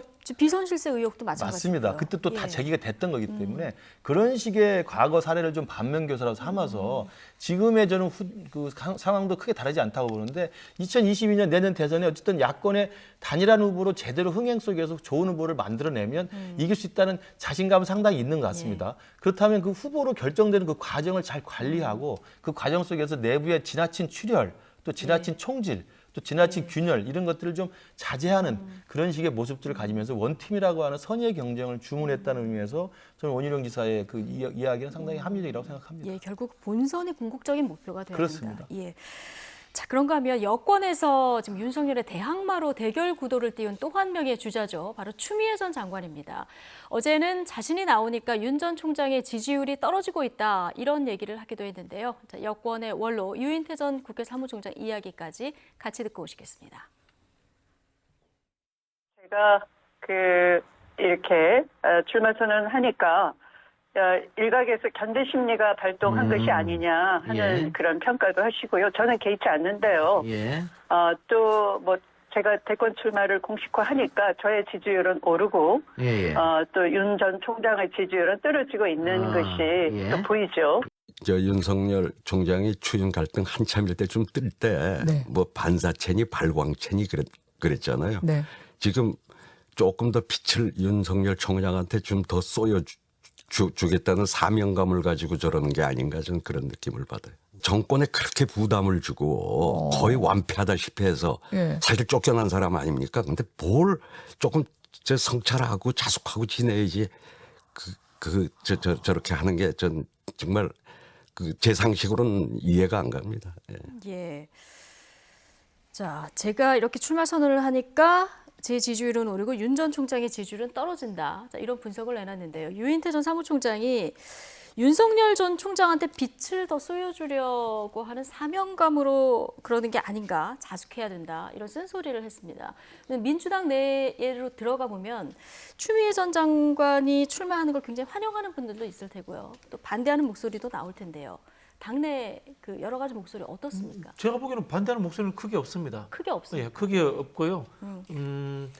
유인태 총장님께서 이야기하시는 인과관계는 이제는 좀 소멸되지 않았나 막 그런 생각이 듭니다. 왜냐하면요, 그 당시에는 추미애 장관이 법무부 장관으로서 상관의 입장에서 아래 사람을 압박했다. 뭐 이런 느낌이 있었어요. 그래서 윤석열 총장은 저항했다.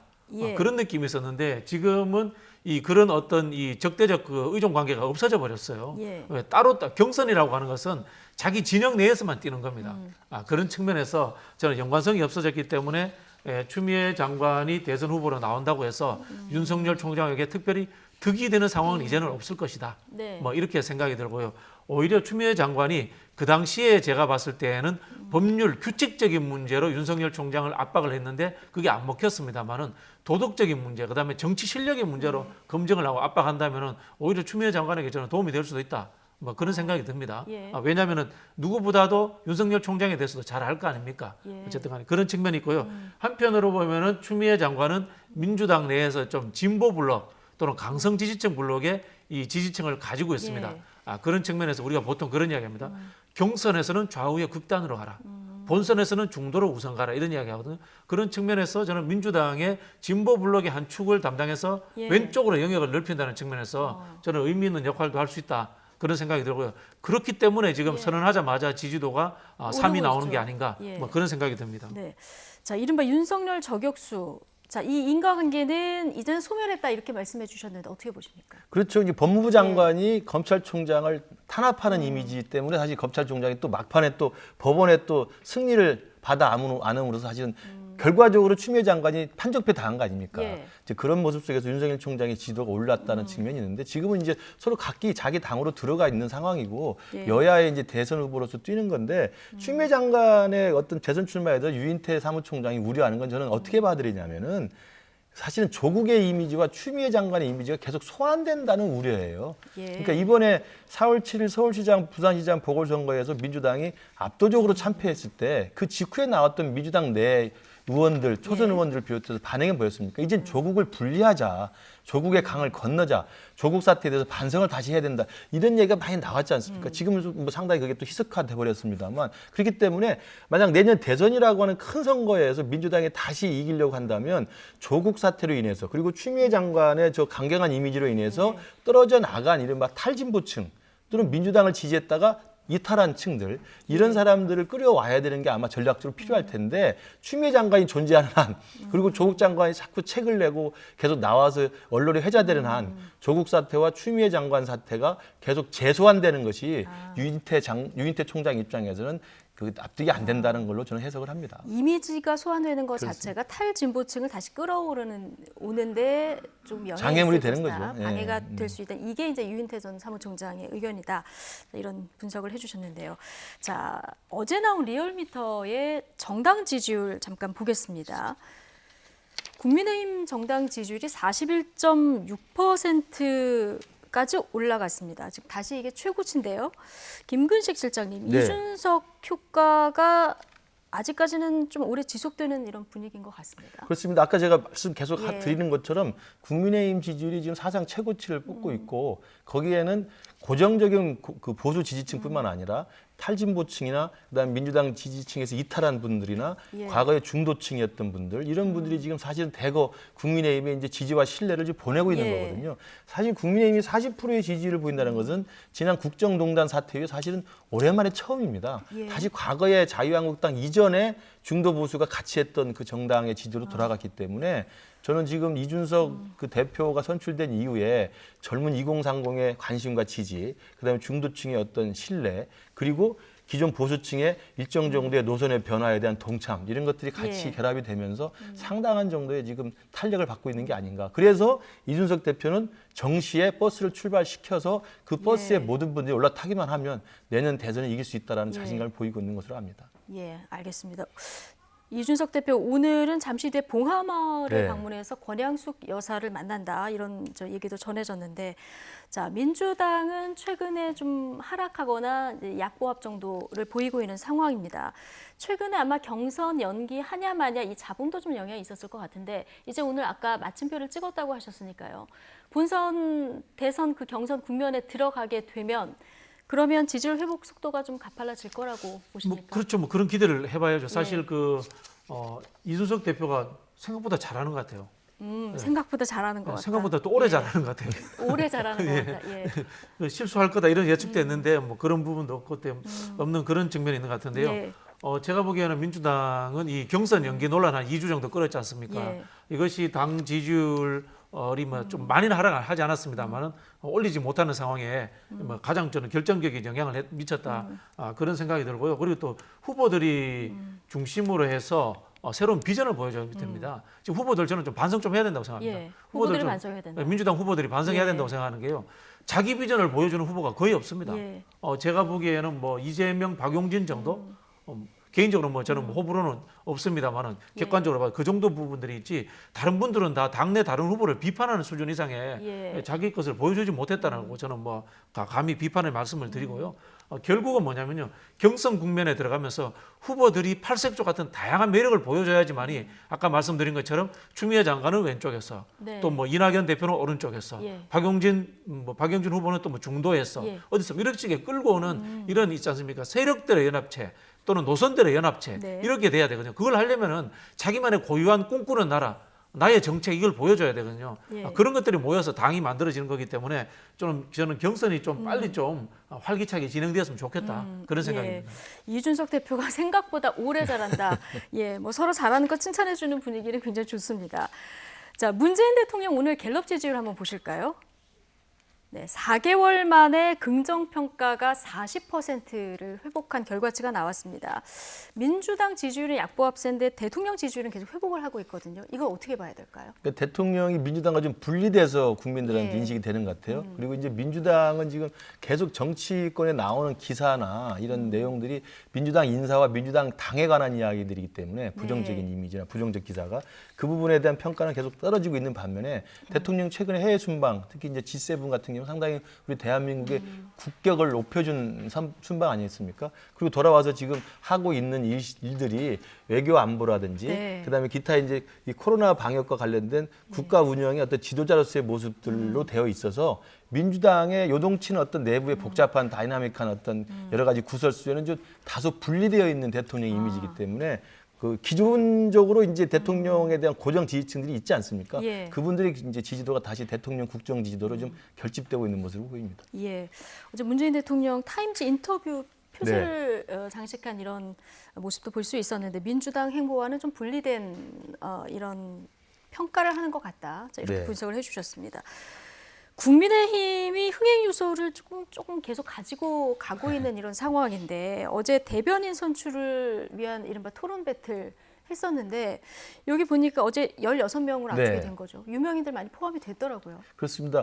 그러니까 이준석 대표 돌풍이 뭐 당대표 선거 때부터 시작해서 지금 당대표가 된 이후에도 여러 가지 일정과 행보 속에서 많이 보여지고 있는 데다가 지금 이제 최초로 시행하는 이제 대변인단을 뽑기 위한 토론 배틀을 시행하고 있는데 어제 이제 이른바 압박 면접을 한 150명 넘게 다 면접을 해서 16명을 추렸습니다. 그래서 이제 일요일 날 16강전을 벌여서 계속 토론 배틀 통해 가지고 압축을 시켜서 8강, 4강에서 이제 최종 우승 승자를 뽑게 돼 있거든요. 그러니까 저는 이제 여기에 제일 중요한 게 뭐냐면 국민들의 관심 속에서 거의 150대 1이 넘는 정도의 높은 경쟁력을 보였다는 거. 그리고 거기에 수많은 사람들의 그 나름대로의 스토리텔링이 있고 관심을 끌만한 이력이 있는 분들이 그 나름대로 많은 분들이 참여를 했다는 점이고요. 이번에 16강에 뽑힌 분에도 보면 이제 아나운서 과거부부터 시작해서 젊은 사람 또 나이 든 분들이 다 골고루 배치가 돼 있고 본격적으로 이제 제가 어제 들어보니까 어제 그 최연소 그 지원자도 합격이 된 겁니까? 그건 제가 확인을 못 해봤습니다. 근데 어쨌든 16강에 들어와 있는 분들이 이제 일요일날 본격적으로 팀을 나눠가지고 제가 듣기로는 오늘 오후에 이제 어제 뽑힌 16분이 가서 조 추첨을 하고요. 그다음에 토론 주제를 또 추첨하게 돼 있습니다. 그래서 이틀 동안 준비를 해서 팀별로 아마 배틀을 하게 돼 있는데 제일 중요한 건 이제 블라인드 면접을 했다는 게 눈에 띄는 대목입니다. 제가 들어보니까 실제로 응시했던 분들이 이름을 그냥 지원서에 쓰는 거 말고는 자신을 소개할 만한 학력이나 경력, 기타 자기들 내세울 만한 것들은 전혀 소개를 못하게 돼 있습니다. 그런 유명인들은 부분들. 사실 목소리를 들으면 알 수 있는 분 몇 분을 빼고는 그렇죠. 그거야 뭐 동영상을 처음에 제출했기 때문에 그걸 아는 거 외에는 자기의 스스로의 학력과 경력이나 어떤 내용에 대해서 자기를 선전할 만한 내용들은 다 뺐기 때문에 그런 압박 면접과 블라인드 면접이 청년들에게는 상당히 신선하게 다가가는 것으로 보입니다. 자, 그런데 이 공개 오디션을 통한 경쟁 민주당에서도 있었습니다. 최근에 청와대 청년 비서관에 발탁된 박성민 비서관도 2019년 민주당 청년 대변인 공개 오디션을 통해서 발탁된 케이스인데요. 그런데 최근 1급 비서관 직행에 대한 찬반 논란이 좀 있었죠. 오늘 아침 이철희 정무수석 이야기 듣고 오시겠습니다. 지금 국민의힘에서 하는 토론 배틀은 멋진 이벤트고 민주당이 공개 오디션을 통해서 대변인, 부대변인 뽑았을 때 그런 검증은 아무 의미 없는 것이냐. 그 이후에 방송활동을 통해서라든지 민주당 지명직 최고위원 하면서 어떤 기성화되지 않고 청년들의 목소리를 대변했고 내부 선수를 했잖아요. 예. 저는 그런 게 사회적 검증을 거쳤다고 생각합니다. 만약 잘 못한다 그러면 저부터도 책임지겠다고 말씀을 드린 겁니다. 네. 국민의힘 토론 배틀만 멋지는 게 아니다. 사실 지금 박성민 비서관도 오디션 통해서 검증을 다 받고 지금 활동을 이어가고 있는 그런 청년 아니었겠습니까? 박성민 그 비서관은 저는 이제 같이 근무를 했습니다. 네. 같이 근무를 했는데 메시지도 아주 잘 씁니다. 메시지도 예. 잘 쓰고 균형감도 있고 또 뭐 강단도 있다라는 게 그 당시에 그 우리 박원순 시장 그 오거돈 시장 추행건이 예. 있었을 때 자기 목소리도 내고 예. 그렇게 해서 저는 뭐 정치적으로는 역량이 충분히 갖춰진 그런 분이다라고 이렇게 생각이 듭니다. 다만 이제 이분이 이제 뭐 취업 활동이라든가 이런 것도 하지 않은 상황에서 흔히 하는 이제 좋은 자리 가니까 이 청년들이 취업난에 있는 청년들이 좀 이 불편한 점을 예. 내세우지 않았나 이런 생각이 드는데요. 저는 그 과정에서 좀 그 언론이 가지고 있는 좀 악의적인 부분들에 대해서는 좀 지적을 해야 되겠다는 생각이 들어요. 특히 이제 특정 학교를 그 거명을 하면서 편입한 학생이다. 뭐 이런 이야기를 했더라고요. 예. 그러면은 그 우리가 흔히 하는 불필요한 정보죠. 이게 불필요한 예. 정보죠. 예. 그런 것들로 하는 것 자체는 이 과연 우리 사회가 비서관이라든가 흔히 하는 높은 고위공직은 명문대학과 그다음에 좋은 학벌을 가진 사람들이 가야만 되는가라는 그런 이 편향된 것을 조장하는 것이 아닌가라는 예. 뭐 저는 그런 우려도 있고요. 예. 다만 이제 한 가지 좀 저는 제 개인적으로 조금 미흡하다고 생각한 점은 뭔가 하면은 당사자주의 정책. 그건 조금 저는 문제가 있다라고 생각이 듭니다. 그나마 다행인 것이 그전에는 시민사회 수석실에 있다가 정무수석실, 정치의 영역으로 갔으니까 덜합니다만은 이 청년 정책을 청년이 해야 된다. 요거는 사실 제가 봤을 때는 관료제라는 전문생과 그다음에 우리 대의제에 비교했을 때 조금 넌센스가 아닌가라는 그런 네. 생각도 해봅니다. 네. 네, 박성민 비서관의 뭐 개인 능력과 별개로 이게 1급으로 직행하다 보니까 또 한 번 박탈감을 주는 거 아니냐 이런 논란이 한번 돌았거든요. 이거 어떻게 보십니까? 저도 이제 이철희 정무수석이 말한 것처럼 예. 공개 오디션을 통해서 청년 대변인에 발탁이 된 분이에요. 근데 이제 공교롭게도 제가 확인해 보니까 청년 대변인을 선발할 때 15명이 지원을 해서 4명을 뽑은 겁니다. 예. 그래서 이제 지금 우리 당에서 진행하는 이 토론 배틀하고는 조금 차원이 다르다는 말씀을 드리고요. 예. 관심도 조금 덜했어요. 물론 이제 그렇지만 공개적인 경쟁을 뽑아서 선출이 된 분이기 때문에 뭐 인정을 해야 된다고 보고요. 다만 청년 비서관으로 1급짜리로 보임을 준 것 자체가 지금 아까 우리 박 대변인 말씀하신 것처럼 청년이니까 1급을 줘도 된다. 그리고 젊으니까 줘도 된다. 이런 식의 좀 틀에 박힌 예. 그 어떤 인식보다는 나이 드신 분이 오히려 청년 같은 마인드를 가지신 분이 있을 수가 있고요. 예. 또 청년이 아니더라도 오히려 청년의 고통과 애환을 더 잘하는 사람이 있을 수가 있거든요. 저는 그런 식의 좀 종합적이고 좀 그 체계적인 고민을 했었다면 이런 식의 논란은 없지 않았을까 이런 생각이 예. 듭니다. 알겠습니다. 제가 하나 보태자면요. 짧게요. 예. 끝입니까? 네. 정치에 갑자기 뭐 바둑 기사도 들어오고 뭐 태권도 선수도 들어오고 이렇게 했지 않습니까? 네. 정치라고 하는 것은 종합적인 영역으로 보는 것이지 분야의 전문성과 당사자만이 그 일을 해결할 수 있는 것은 결코 아닙니다. 네. 예, 알겠습니다. 자, 오늘 두 분 말씀 여기까지 듣겠습니다. 박진영 더불어민주당 전 상근 부대변인 그리고 김근식 국민의힘 전 비전전략실장 두 분과 이야기 나눠봤습니다. 고맙습니다.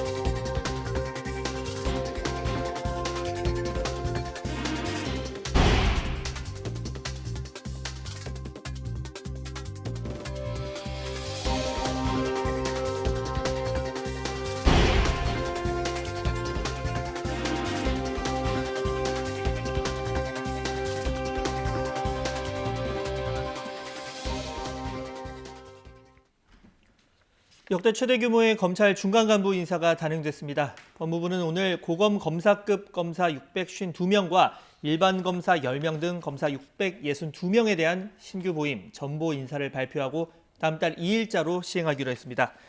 김학의 출국금지 사건을 맡아온 이정섭 수원지검 형사 3부장과 청와대 기획사정 의혹 수사팀을 이끈 변필건 서울중앙지검 형사 1부장, 월성원전 사건을 수사한 이상현 대전지검 형사 5부장 등은 각각 대구지검 형사 2부장과 창원지검 인권보호관, 서울 서부지검 형사 3부장으로 전보돼 모두 교체됐습니다. 더불어민주당이 20대 대통령 선거 후보 경선 일정과 관련해 연기 없이 현행 당헌대로 경선을 치르고 대선 180일 전인 오는 9월 10일까지 후보를 선출하기로 했습니다. 송영길 더불어민주당 대표는 오늘 최고위원 회의에서 대선 180일 전 후보 선출 기준으로 짠 대선 경선 기획단의 기획안을 보고받고 이같이 결정했다고 밝혔습니다. 그러면서 이전 의원총회에서 수렴한 의견을 기초로 최고위원회에서 논란이 있었지만 내년 3월 국민의 신임을 받을 수 있도록 의견을 하나로 모아야 한다는 합의가 있었다며 이견이 있는 최고위원들의 양해가 있었다고 설명했습니다. 국민의힘 홍준표 의원은 윤석열 전 검찰총장이 등판도 하기 전에 20가지 정도의 비리 의혹이나 추문에 쌓여 있다는 것 자체가 문제라고 지적했습니다. 홍 의원은 한 라디오 방송에 출연해 검찰총장은 대한민국 법률의 상징이라며 이같이 말했습니다. 또 검찰 사무는 대통령 직무의 1%도 되지 않는다면서 모든 국정을 아우르고 통치할 수 있는 자질과 능력을 갖췄는지 검증받는 과정을 거쳐야 한다고 비판했습니다. 국방부 검찰단은 오늘 공군 군사경찰단장 등 군사경찰단 소속 4명을 허위 보고 혐의로 입건하고 압수수색을 진행하고 있다고 밝혔습니다. 앞서 국방부는 공군 군사경찰단이 숨진 공군 이모 중사가 성추행을 당했다는 사실을 빼놓고 보고한 사실에 대한 감사 결과 관련자들의 진술이 엇갈린다며 국방부 검찰단에 수사 의뢰했습니다. 이와 함께 공군 20비행단 군사경찰대대의 부실수사 의혹을 수사해온 국방부 조사본부는 20비행단 수사 관계자 1명을 직무유기 혐의로 입건하고 2명은 징계위원회에 회부했다고 밝혔습니다. 군대 내 성폭력 문제, 우리나라만의 문제는 아닙니다. 미국에서도 지난해 미군 여성이 동료 남성에게 성추행을 당한 뒤 살해된 사건이 발생하면서 심각한 사회 문제로 떠올랐습니다. 그러자 미 의회가 군내 성폭력 문제를 은폐 축소하는 것을 막기 위해서 지휘관의 기소권을 박탈하는 법안을 추진하기로 했습니다. 보도에 김형근 기자입니다. 미군 여성 바네사 키엔의 장례식입니다. 바네사는 지난해 4월 부대 안에서 동료 남성에게 성추행당한 뒤 살해돼 토막 시신으로 발견됐습니다. 조사 결과 군 상부는 바네사의 신고를 받고도 묵살했던 것으로 드러났습니다. 이 사건을 계기로 그동안 묻혀있던 미군 내 성폭력 문제가 수면 위로 떠올랐습니다. I am Vanessa Guillen has become a rallying cry across the country for survivors speaking out against the toxic rot in the military around harassment and sexual assault. 바이든 대통령은 취임 후 군대 내 성폭력 근절을 위한 제도적인 개선책 마련을 지시했습니다. 미국 연방의회도 본격적으로 움직이고 있습니다. 미 하원은 부대 내 성폭력 사건에서 지휘관이 가지고 있는 기소권을 군 검사에게 넘기는 방안을 추진하고 있습니다. 부대 지휘관이 은폐 축소하는 걸 원천적으로 차단하겠다는 겁니다. 상원에서도 비슷한 취지의 법안이 대다수 의원의 동의로 마련됐습니다. And the solution is to remove all serious crimes from the hands of the commanders and give the decision about whether a crime's been committed to a trained military prosecutor. 오스틴 국방장관도 군 내부의 반대에도 불구하고 지휘관의 기소권을 없애기 위해 노력하겠다고 화답했습니다. 지난 2018년 미 국방부 조사를 보면 미군 가운데 2만 500명이 군대 내 성폭력을 경험했다고 답하는 등 생각 이상으로 심각한 수준인 것으로 나타났습니다. YTN 김영근입니다.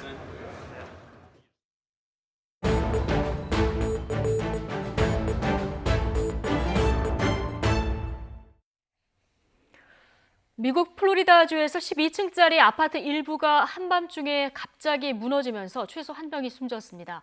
사고가 난 지 만 하루가 다 돼가고 있는데요. 그런데 아직 99명의 소재가 파악되지 않고 있습니다. 취재기자 연결해 보겠습니다. 이여진 기자. 네, 이여진입니다. 예, 한밤중에 일어난 사고인데요. 먼저 사고 경위부터 좀 정리해 볼까요?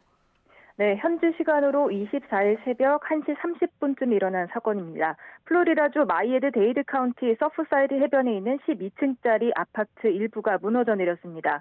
거대한 먼지 구름을 일으키면서 건물 중간 부분이 먼저 무너지고 몇 초 뒤에 오른쪽 부분이 잇따라 쓰러졌습니다. 폭격을 맞은 듯한 모습이었는데요. 136가구 가운데 55가구가 붕괴했습니다. 목격자들은 당시 천둥처럼 큰 소리가 들렸다면서 폭풍이 닥쳤거나 테러가 난 줄 알았다고 전했습니다. 들어보시죠. But it's completely gone in the back towards the beach side. And it just looks like it almost looks like I said like 9/11, like if a bomb hit or something and it just completely wiped it out. There's a pile of rubble. 네. 현장에서 구조 작업이 계속 진행되고 있겠습니다만은 지금 소재 파악이 안 되는 분들이 100명 가까이 됩니다. 네, 맞습니다. 사고 초기에는 40여 명이 구조됐고요. 12살 남자아이가 잔해더미에서 구조된 장면이 담기기도 했는데요. 현재까지 최소 1명이 숨졌고 10명이 다친 것으로 파악됐지만 사상자가 늘어날 가능성이 커 보입니다. 아직 99명의 소재가 파악되지 않았기 때문입니다. 들어보시죠. We did identify and declare as safe 102 people, and 99 we still cannot account for, some of whom may not have been in the building. 파라과이 영부인의 친인척도 실종이 됐습니다. 파라과이 외무장관은 현지 언론과 인터뷰에서 파라과이 출신 6명의 행방이 아직 묘연하다고 밝혔습니다. 이 아파트 10층에 살던 영부인의 자매 부부와 그 자녀 3명, 보모 1명입니다. 또 아르헨티나 출신 9명과 베네수엘라 4명, 우루과이 3명 등 남미 출신 22명이 실종됐습니다. 플로리다주 상원의원 마르코 루비오는 트위터에 실종자의 3분의 1이 외국인이라면서 이들의 가족이 미국 비자를 받을 수 있도록 중남미 각국 영사관과 협력하고 있다고 밝혔습니다. 한국인의 피해는 아직 없는 것으로 파악됐습니다. 예. 자, 지금 실종자 수색은 어떻게 진행되고 있습니까? 네, 실종자 수색과 구조 작업은 붕괴 30분 후인 새벽 2시쯤 시작됐습니다. 마이애미 시간이 우리랑 13시간 차이가 나니까요. 이제 막 금요일 자정이 됐습니다. 구조 22시간이 지난 건데요. 소방당국은 80여 개 팀과 수색견을 현장에 투입해 밤낮 없이 한 명이라도 더 찾기 위해 고군분투 중입니다. 하지만 아파트가 폭삭 내려앉은 데다가 추가 붕괴나 화재 위험까지 있어서 수색 작업이 쉽지 않은데요. 여기에다 현재 폭우를 동반한 폭풍이 접근하고 있어서 구조가 더 어려워지지 않을까 우려됩니다. 구조대원들은 지하 작업 중에 쿵쿵대는 소리를 들었다면서 생존자의 가능성이 있다고 밝혔습니다. 조 바이든 미국 대통령은 연방정부의 전폭적인 지원을 약속했습니다. 예. 자, 이 붕괴가 왜 일어난 건지 사고 원인에 대해서는 파악된 게 좀 있습니까? 아직은 이렇다 할 원인으로 꼽히는 게 파악되지 않았습니다. 다만 1981년 지어져서 40년이 된 건물에서 이전부터 위험 신호가 감지됐던 것으로 나타났습니다. USA Today는 해당 아파트가 90년대에 연간 2mm씩 침하했다는 플로리다 국제대학교 지구환경학과 교수의 지난해 연구 결과를 소개했습니다. 이 교수는 통상 건물이 이 정도 속도로 가라앉을 경우 구조에 영향을 줄 수 있다고 설명했습니다. 또 2015년에는 아파트 외벽에 금이 가는 등 부실 관리로 소유주가 관리업체를 상대로 소송을 걸기도 했고요. 콘크리트가 손상되고 곳곳에 철이 녹슬어서 대대적인 보수 작업을 앞두고 있었던 것으로 드러났습니다. 최근 지붕 수리 작업은 이미 시작했는데 이게 붕괴 원인과 연관이 있는지는 명확하지가 않습니다. 현재 당국은 정확한 사고 원인을 조사 중입니다. 예. 자, 붕괴된 아파트, 이게 오래돼서 손볼 곳이 있긴 하지만 그래도 비교적 고급 아파트로 분류되는 아파트라면서요. 네, 그렇습니다. 아파트가 위치한 서프사이드는 인구 5,600명의 고급 휴양 도시입니다. 해변을 따라서 고급 호텔과 대규모 아파트 건물이 줄지어 늘어서 있는데요. 도널드 트럼프 전 대통령의 장녀인 이방카 부부가 임대한 아파트도 이 붕괴한 아파트 건물 인근에 있다고 월스트리트 저널은 전했습니다. 또 무너진 아파트 역시 고급 휴양지라서 휴가철에 별장처럼 이용하는 사람들도 있는 것으로 전해졌습니다. 711호 소유자인 로시 산타나는 이곳이 가족이 휴양지로 사용하는 곳이라서 지난 3주 동안 머물다가 사고 하루 전에 떠났다면서 가슴을 쓸어내렸습니다. 지난 17일 이 아파트 9층에 있는 침실 3개, 욕실 2개가 있는 162제곱미터짜리 집이 $71만, 우리 돈 8억 원에 거래됐고 지난달에는 418제곱미터 규모의 펜트하우스가 $288만, 우리 돈 32억 5천만 원에 팔렸습니다. 지금까지 YTN 이여진입니다.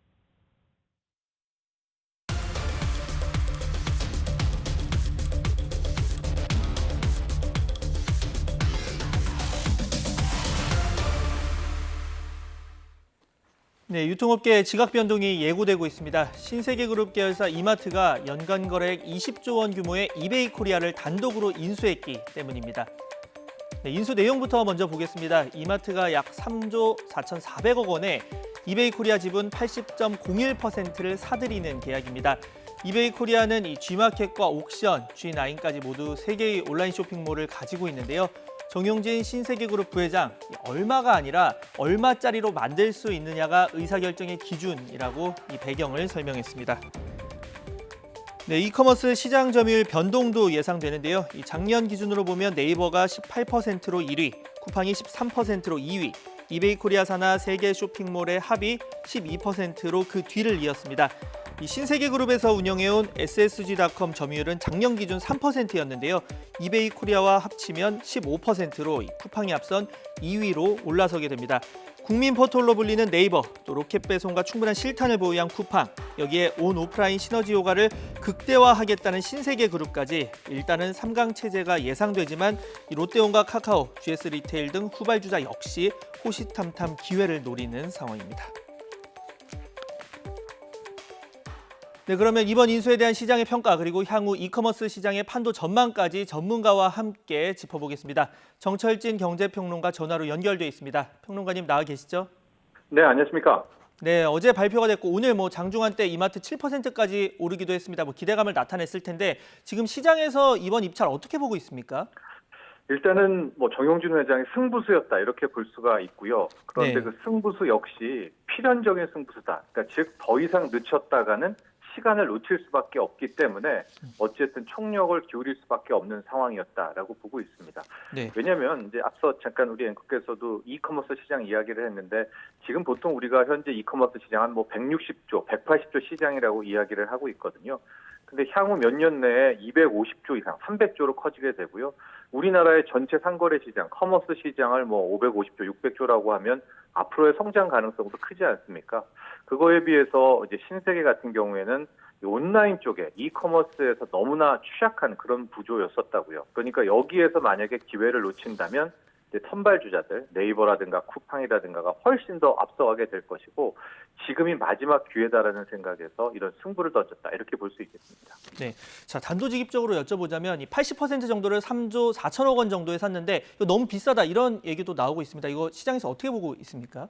그렇습니다. 시장 평가는 좀 비싸게 샀다라고 보고 있는 것 같아요. 하고 정확하게 나오진 않지만 롯데 같은 경우에도 2조 원대였다는 것으로 좀 알려지고 있거든요. 근데 이제 그 점을 의식했던 것처럼 정용준 부회장이 얼마에 산 것이 중요한 것이 아니라 앞으로 얼마짜리를 만드느냐가 중요하다. 이렇게 이야기를 했는데요. 현재 유동성 차원에서 보면 신세계 같은 경우에도 충분한 현금성 자산과 이런 것들을 확보하고 있고 네. 그나마 다행인 것은 이베이 코리아가 계속해서 영업이익을 내는 이커머스 업체였거든요. 따박따박. 그렇기 때문에 여기에서 승자의 저주, M&A의 저주 이런 것을 생각하기에는 일단 이커머스 자체가 수익을 내고 있으니까 좀 과한 것이 아닌가 이렇게 보고 있습니다. 다만 앞서 정용준 부회장이 말한 것처럼 이 화학적 결합, 어떻게 온라인 오프라인을 시너지를 낼까 이것은 큰 숙제로 남아있다고 보여집니다. 네, 방금 얘기하신 이 온 오프라인 시너지 효과, 신세계그룹 계속 얘기하는 부분인데 이거 기대하는 부분이 있겠죠. 그런데 예상대로 흘러가려면 좀 어떤 부분이 관건으로 볼 수가 있을까요? 이게 이제 모델이 없어요. 그러니까 아마존 모델, 어디 모델이라고 해도 이게 다 이커머스가 주축이 되는 것이지. 네네. 지금처럼 신세계처럼 오프라인에서의 강자, 이마트의 강자, 이 오프라인의 강자가 시너지를 통해서 이커머스를 먹는 사례가 없기 때문에 그야말로 이게 첫 사례다 하게 된다면 이런 정말 신세계를 가고 있다 말 그대로 이렇게 볼 수가 있을 것 같은데요. 지금 좀 생각해 볼 수 있는 시너지 효과. 쓱닷컴 같은 경우가 신선식품에 굉장히 잘 하고 있지 않습니까? 그렇다면 신선은 쓱닷컴으로, 그 다음에 비신선식품 같은 경우에는 이쪽 이베이 코리아 쪽에 있었던 것으로 요번에 인수한 것으로 이런 식으로 좀 시너지 효과를 그럴 수도 있을 것 같고요. 요번에 여의도에 있는 모 백화점에서 알 수 있듯이 아직까지 우리 소비자 또 우리 인간들에는 오프라인에 대한 뭐 그리움 같은 게 있지 않겠습니까? 네. 그래서 그런 것들을 좀 자극하면서 거기에 대한 수요를 뭐 온라인으로 이끌어가는 뭐 그런 구조도 한번 생각해 볼 수가 있을 것 같고요. 또 하나가 뭐 기존에 이제 많은 그 쿠팡이라든가 이런 쪽 같은 경우에는 직매입 비중이 크단 말입니다. 그런데 이 G마켓 같은 경우에 이번에 사게 된 곳은 우리가 마켓플레이스라고 하죠. 직매입하는 구조가 아니라 오픈마켓. 사업자도 많고 뭐 상품도 많고 이런 구조를 산 거에 되게 좀 이번에 프리미엄을 줘서 구입한 것 같은데 그런 쪽과 이제 기존의 원피 쇼핑이라고 하는 이제 현재 쑥닷컴, 뭐 이마트, 쿠팡 모델과 합치는 이런 거에서 뭔가 나올 수 있을 여러 가지 그림을 좀 생각해 보는데 이건 아직 못 가본 길이라서 네. 이게 정말 숙제라고 볼 수가 있겠습니다. 이 시너지라는 것이요. 네. 자, 뭐 아까 승자의 저주 얘기 잠깐 했었는데 지금 뭐 신세계그룹이 그 전부터 그래서 뭐 현금성 자산을 좀 확보해왔다. 그래서 그런 부분에서는 좀 걱정이 없다. 이렇게 본인들은 얘기를 하고 있고 시장에서도 조금 그런 식의 시각이 나오고 있습니다. 그런데 뭐 향후에 1조 원씩 4년 동안 뭐 투자를 하겠다. 이러면 이 회사 유동성 관리에 좀 부담이 될 수 있다. 뭐 이런 우려도 있는데 어떻습니까? 그렇습니다. 현재를 봐야 되고 미래를 봐야 될 것 같은데요. 1분기 재무제표 보면 이미 뭐 한 1조 원대 현금성 자산이 있고요. 최근에 이마트가 그 가양점 토지 땅 팔고 한 거 뭐 그런 게 거기서 한 또 1조 이상, 뭐 1조 7천억 이상 나오게 될 것 같고 또 삼성생명 갖고 있는 것도 뭐 한 9,500억, 뭐 1조 정도라고 하니까 현재의 이 인수를 통해서 이베코리아 인수를 통해서 휘청될 그럴 뭐 경우는 없지만 방금 좋은 지적을 하셨는데 이제부터가 이제 승부입니다. 이제 네이버, 쿠팡, 신세계, 네이버, 신세계, 쿠팡 여기서부터는 진짜 물량 투입밖에는 없습니다. 그전에 뭐 많은 이커머스의 선배들이 갔던 것처럼 미국이라든가 유럽 모델에서는 정말로 많은 투자하고요. 앞으로 물류센터뿐만이 아니라 더 많은 그러니까 출혈 경쟁이라고 하죠. 이거를 해야 되기 때문에 여기서부터는 다 이제 이번에 현금을 털어내니까 그 다음부터는 큰 관건이 될 것이니까 아마 이 정영준 부회장 역시도 일단은 투입할 부분 그러니까 출혈 경쟁을 할 부분과 그래도 어느 정도 따박따박 이익을 챙길 부분을 나눠서 접근을 해야 이 승자의 저주에 빠지지 않지 일단은 선점이 최고다라고 해서 모든 것을 던지게 될 경우에는 글쎄요 좀 그런 우려도 있기 때문에 저는 어쨌든 따박따박 이익을 올릴 부분은 끝까지 확보해야 되지 않겠느냐 또 이런 생각을 해봅니다. 네, 자 질문 2개만 짧게 더 드릴게요. 소비자 입장에서 궁금할 텐데 이런 기업들의 합종 연행이 뭐 소비자한테 이득이 돼야겠죠. 앞으로 뭐 어떤 변화가 좀 예상될 수 있을까요? 소비자 입장에서는 나쁘진 않을 것 같습니다. 왜냐하면 출혈 경쟁이 되면 결과적으로 이 단계에서는 뭐 소비자들 입장에서는 되게 편할 것 같거든요. 그래서 이렇게 계속해서 인수합병과 나오고 경쟁한 부분이 소비자에게는 뭐 그렇게 나쁘지 않은 이제 더 어떤 고급의 어떤 이커머스를 할 수 있는 그런 개선이 될 수 있겠다 이렇게 보여지고 있고요.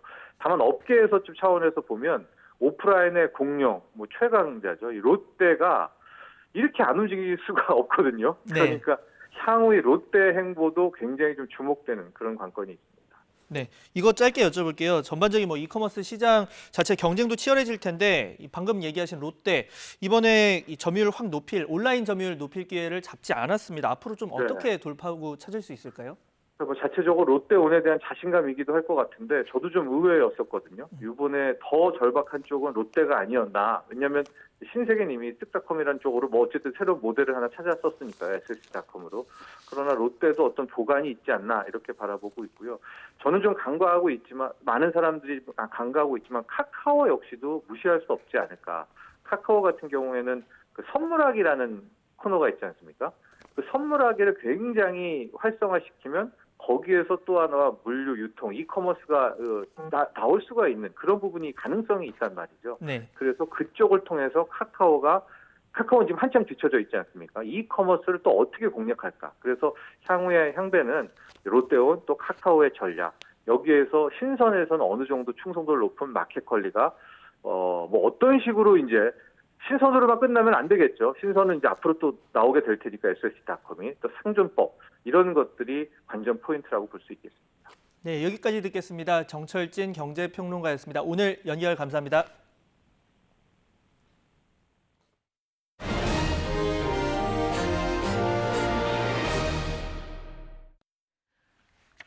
코로나19 신규 환자가 634명 나와 사흘째 600명대를 기록했습니다. 지역 발생은 602명으로 수도권에서만 467명이 확진됐습니다.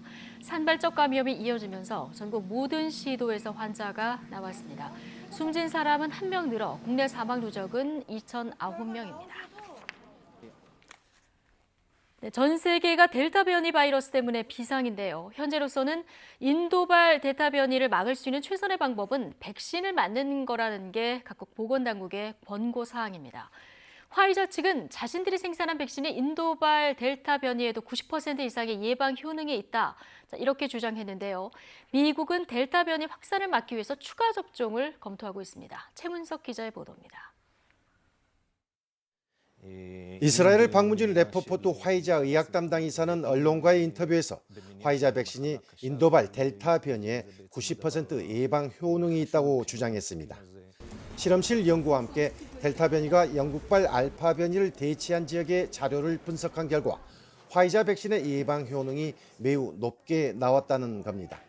95% במניעה של אשפוזים, ככה שהיעילות היא עדיין מאוד גבוהה, מאוד דומה ליעילות שאנחנו מכירים מווריאנטים אחרים. 현재 유통되는 백신 가운데 델타 변이에 대한 예방 효능을 구체적인 수치로 언급한 건 화이자가 처음입니다. 하지만 화이자는 세부적인 분석 내용은 밝히지 않았습니다. 델타 변이로 코로나19 감염이 확산 조짐을 보이자 이스라엘은 일요일부터 실내 마스크 착용을 다시 의무화하기로 했습니다. 전체 인구의 55%가 2차 접종까지 끝낸 이스라엘은 신규 확진자 수가 한 자릿수대로 떨어지자 지난 15일부터 실내 마스크 착용 의무를 해제했습니다. 미국에서도 델타 변이 비상이 걸렸습니다. 특히 미주리주처럼 백신 접종률이 미국 전체 평균 접종률보다 상대적으로 떨어진 지역이나 백신을 맞지 않는 젊은이들 사이에서 확산 속도가 빨라지고 있습니다. And the variant is interesting from a disease perspective and whether or not if that's driving certain breakthroughs. But what we really our goal is to minimize the spread of disease and reduce the morbidity from it. 미국 질병통제예방센터는 백신을 맞고도 코로나19에 감염되는 이른바 돌파 감염의 추세를 보고 2차 접종에 이어서 추가 접종 계획까지 마련하기로 했습니다. YTN 최문석입니다. 홍남기 경제부총리가 경제와 재정 등 여러 여건상 최상위 계층의 지원금을 지급하는 것은 부적절하다며 민주당의 전국민 재난지원금 방침에 대해서 부정적인 의견을 재차 밝혔습니다. 홍남기 부총리는 국회 기획재정위원회 전체 회의에 출석해 재정이 적절한 역할을 하지 않는다는 민주당 우원식 의원의 질의에 이같이 답변했습니다. 그러면서 전국민 지원금 논란이 10년 전 무상급식 논란과 같다는 지적에 아동급식비와 전국민 지원금은 같은 차원의 문제가 아니라고 답변했습니다. 김부겸 국무총리는 이 땅에 다시는 전쟁이 없어야 한다며 평화와 번영의 한반도를 위한 길을 결코 포기하지 않을 것이라고 강조했습니다. 김 총리는 오늘 부산에서 열린 제71주년 6.25 전쟁 기념식에서 끝나지 않은 전쟁인 6.25의 종지부를 찍고 한반도에 돌이킬 수 없는 평화와 번영을 가져와야 한다면서 이같이 밝혔습니다. 그러면서 한미동맹의 기반 위에서 국제적으로 높아진 대한민국의 위상을 통해 우리의 평화를 굳건하게 지켜나갈 것이라고 덧붙였습니다. 또 참전 유공자들에게 감사와 경의를 표하며 공동체를 위한 희생을 기억하는 데 그치지 않고 헌신과 공헌에 보답하는 합당한 예우와 지원을 하겠다고 약속했습니다.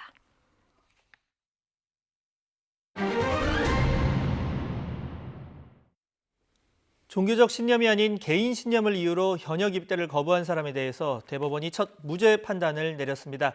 1심에서 유죄가 선고됐지만 2심에서 판단이 바뀌었고 대법원도 이 결정을 받아들인 건데요. 취재기자 연결해서 더 자세한 내용 짚어보겠습니다. 강희경 기자. 네, 대법원입니다. 네, 먼저 어제 무죄를 확정받은 정모 씨. 어떤 개인적인 신념에 따라서 입대를 거부했던 겁니까? 네, 성소수자인 정 씨는 고등학생 때부터 획일적인 입시 교육과 남성성을 강요하는 또래 집단 문화에 반감을 느꼈고 대학 입학 후에는 평화와 사랑을 강조하는 기독교 정신에 따라 전쟁 반대 시위에 참여했다고 주장했습니다. 실제 이스라엘의 무력 침공을 반대하는 기독교 단체 긴급 기도회나 제주도 강정마을 해군기지 반대 운동 등에 참여했습니다.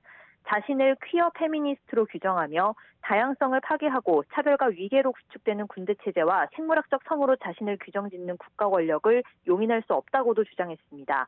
정 씨는 이런 자신의 비폭력주의, 반전주의 신념과 신앙을 이유로 입영 통지서를 받고도 입영하지 않았고 결국 병역법 위반 혐의로 재판에 넘겨졌습니다. 네, 그런데 1심과 2심의 판단이 정반대로 나왔습니다. 2심에서는 어떤 이유로 무죄가 선고됐던 겁니까? 네, 1심은 정 씨가 입대를 기피한 이유가 병역법이 규정한 정당한 사유에 해당하지 않는다며 징역 1년 6개월을 선고했습니다. 결과는 2심에서 뒤집혔습니다.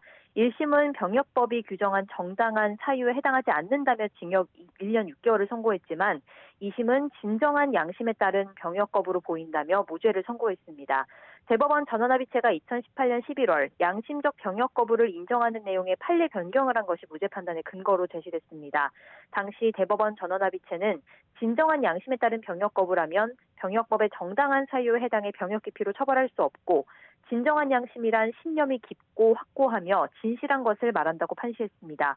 다만 양심과 관련성이 있는 간접사실 또는 정황사실을 증명하는 방법으로 진정한 양심인지를 판단해야 한다고 단서를 달았는데요. 이에 따라 정 씨는 여러 소명 자료를 2심 재판부에 제출했고 2심은 자료를 토대로 정 씨의 진정한 양심을 인정했습니다. 네, 이후에 이 대법원에서도 이 같은 2심 판단을 받아들인 건데요. 자, 이번 사례 이 개인적 양심에 따른 입대 거부에 대해서 대법원이 처음으로 무죄를 확정한 거여서 더 의미가 크다고요? 네, 대법원은 정 씨에게 무죄를 선고한 원심 판단에 잘못이 없다고 보고 무죄를 확정했습니다. 개인적 신념에 따른 현역 입대 거부에 무죄가 확정된 건 이번이 처음입니다. 보통 양심적 병역 거부 사건은 교리상 병역 의무 이행을 거부하고 있는 여호와의 증인 신도들의 종교적 신념에 따른 병역 거부 사례가 일반적입니다. 다만 앞서 대법원은 지난 2월 여호와의 증인 신도가 아닌 사람이 비종교적 신념을 이유로 예비군 훈련을 거부한 사례에서 처음으로 무죄를 확정했고 이번에는 더 나아가 비여호와의 증인 신도가 개인적 신념에 따라 현역 입대를 거부했더라도 진정한 양심이 인정된다면 처벌할 수 없다고 처음으로 판결했습니다. 네, 이제 정 씨는 대체 복무를 하게 될 텐데요. 이 대법원 판결에 대해서 어떤 입장을 밝혔습니까? 정 씨 변호를 맡아온 임재성 변호사는 선고 직후 기자회견을 열고 한국 사회에서 양심적 병역 거부 논의가 20년 넘게 이뤄지고 어느 정도는 제도화됐지만 대부분이 여호와의 증인 신도여서 특정 종파의 문제인 것처럼 다뤄져 왔다고 지적했습니다. 그러나 이번 판결을 통해 양심에 따른 병역 거부가 인정받는 변화가 시작됐고 여호와의 증인 신도에게만 허용됐던 좁은 문이 열린 셈이라고 환영의 뜻을 나타냈습니다. 직접 들어보겠습니다. 비로소 오늘로써 여호와의 증인이 아닌 진정한 양심에 따른 병역 거부, 양심적 병역 거부가 우리 사회에서 인정받는 변화가 이루어진 것이 아닐까. 다만 대법원 관계자는 양심적 병역 거부 사건의 경우 피고인의 인생을 개별적으로 살펴서 진정한 양심인지 판단하는 것이라며 다른 재판에 영향을 미칠 가능성은 크지 않은 것으로 내다봤습니다. 개별 사건마다 진정한 양심이 얼마나 증명됐는지의 문제인 만큼 개인적 신념에 따른 병역 거부가 무죄를 받을 가능성이 넓어졌다고 보기는 어렵다는 취지입니다. 현재 법무청은 2018년 대법원 전원합의체가 종교적 신념에 따른 병역 거부를 인정하면서 지난해 10월부터 대체 복무제를 시행하고 있는데요. 이에 따라 정 씨는 육군 현역병 2배 기간인 36개월 동안 합숙 복무하며 교정시설의 보조 업무를 수행하게 될 예정입니다. 지금까지 대법원에서 YTN 강희경입니다. 요즘 한껏 젊어진 국악, 이제는 뮤직비디오로도 만나볼 수 있습니다. 여기에 똑같은 원작을 서로 다른 해석과 연출로 무대에 올리는 연극 축제도 진행되고 있는데요. 젊은 예술인들의 다양한 시도를 기정훈 기자가 소개합니다. 부여백마강 나룻배 위 26살 젊은 연주자의 가야금 산조가 울려 퍼집니다.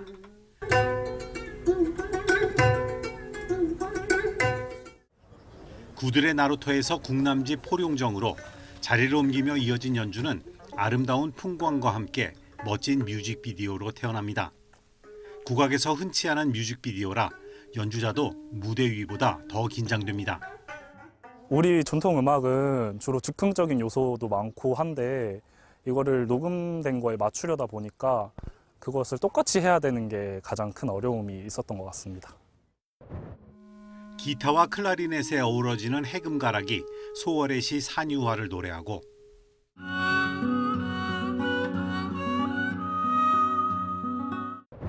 레게풍 서도미녀는 밴드 사운드를 만나 웅장한 레트로 락으로 치닫습니다.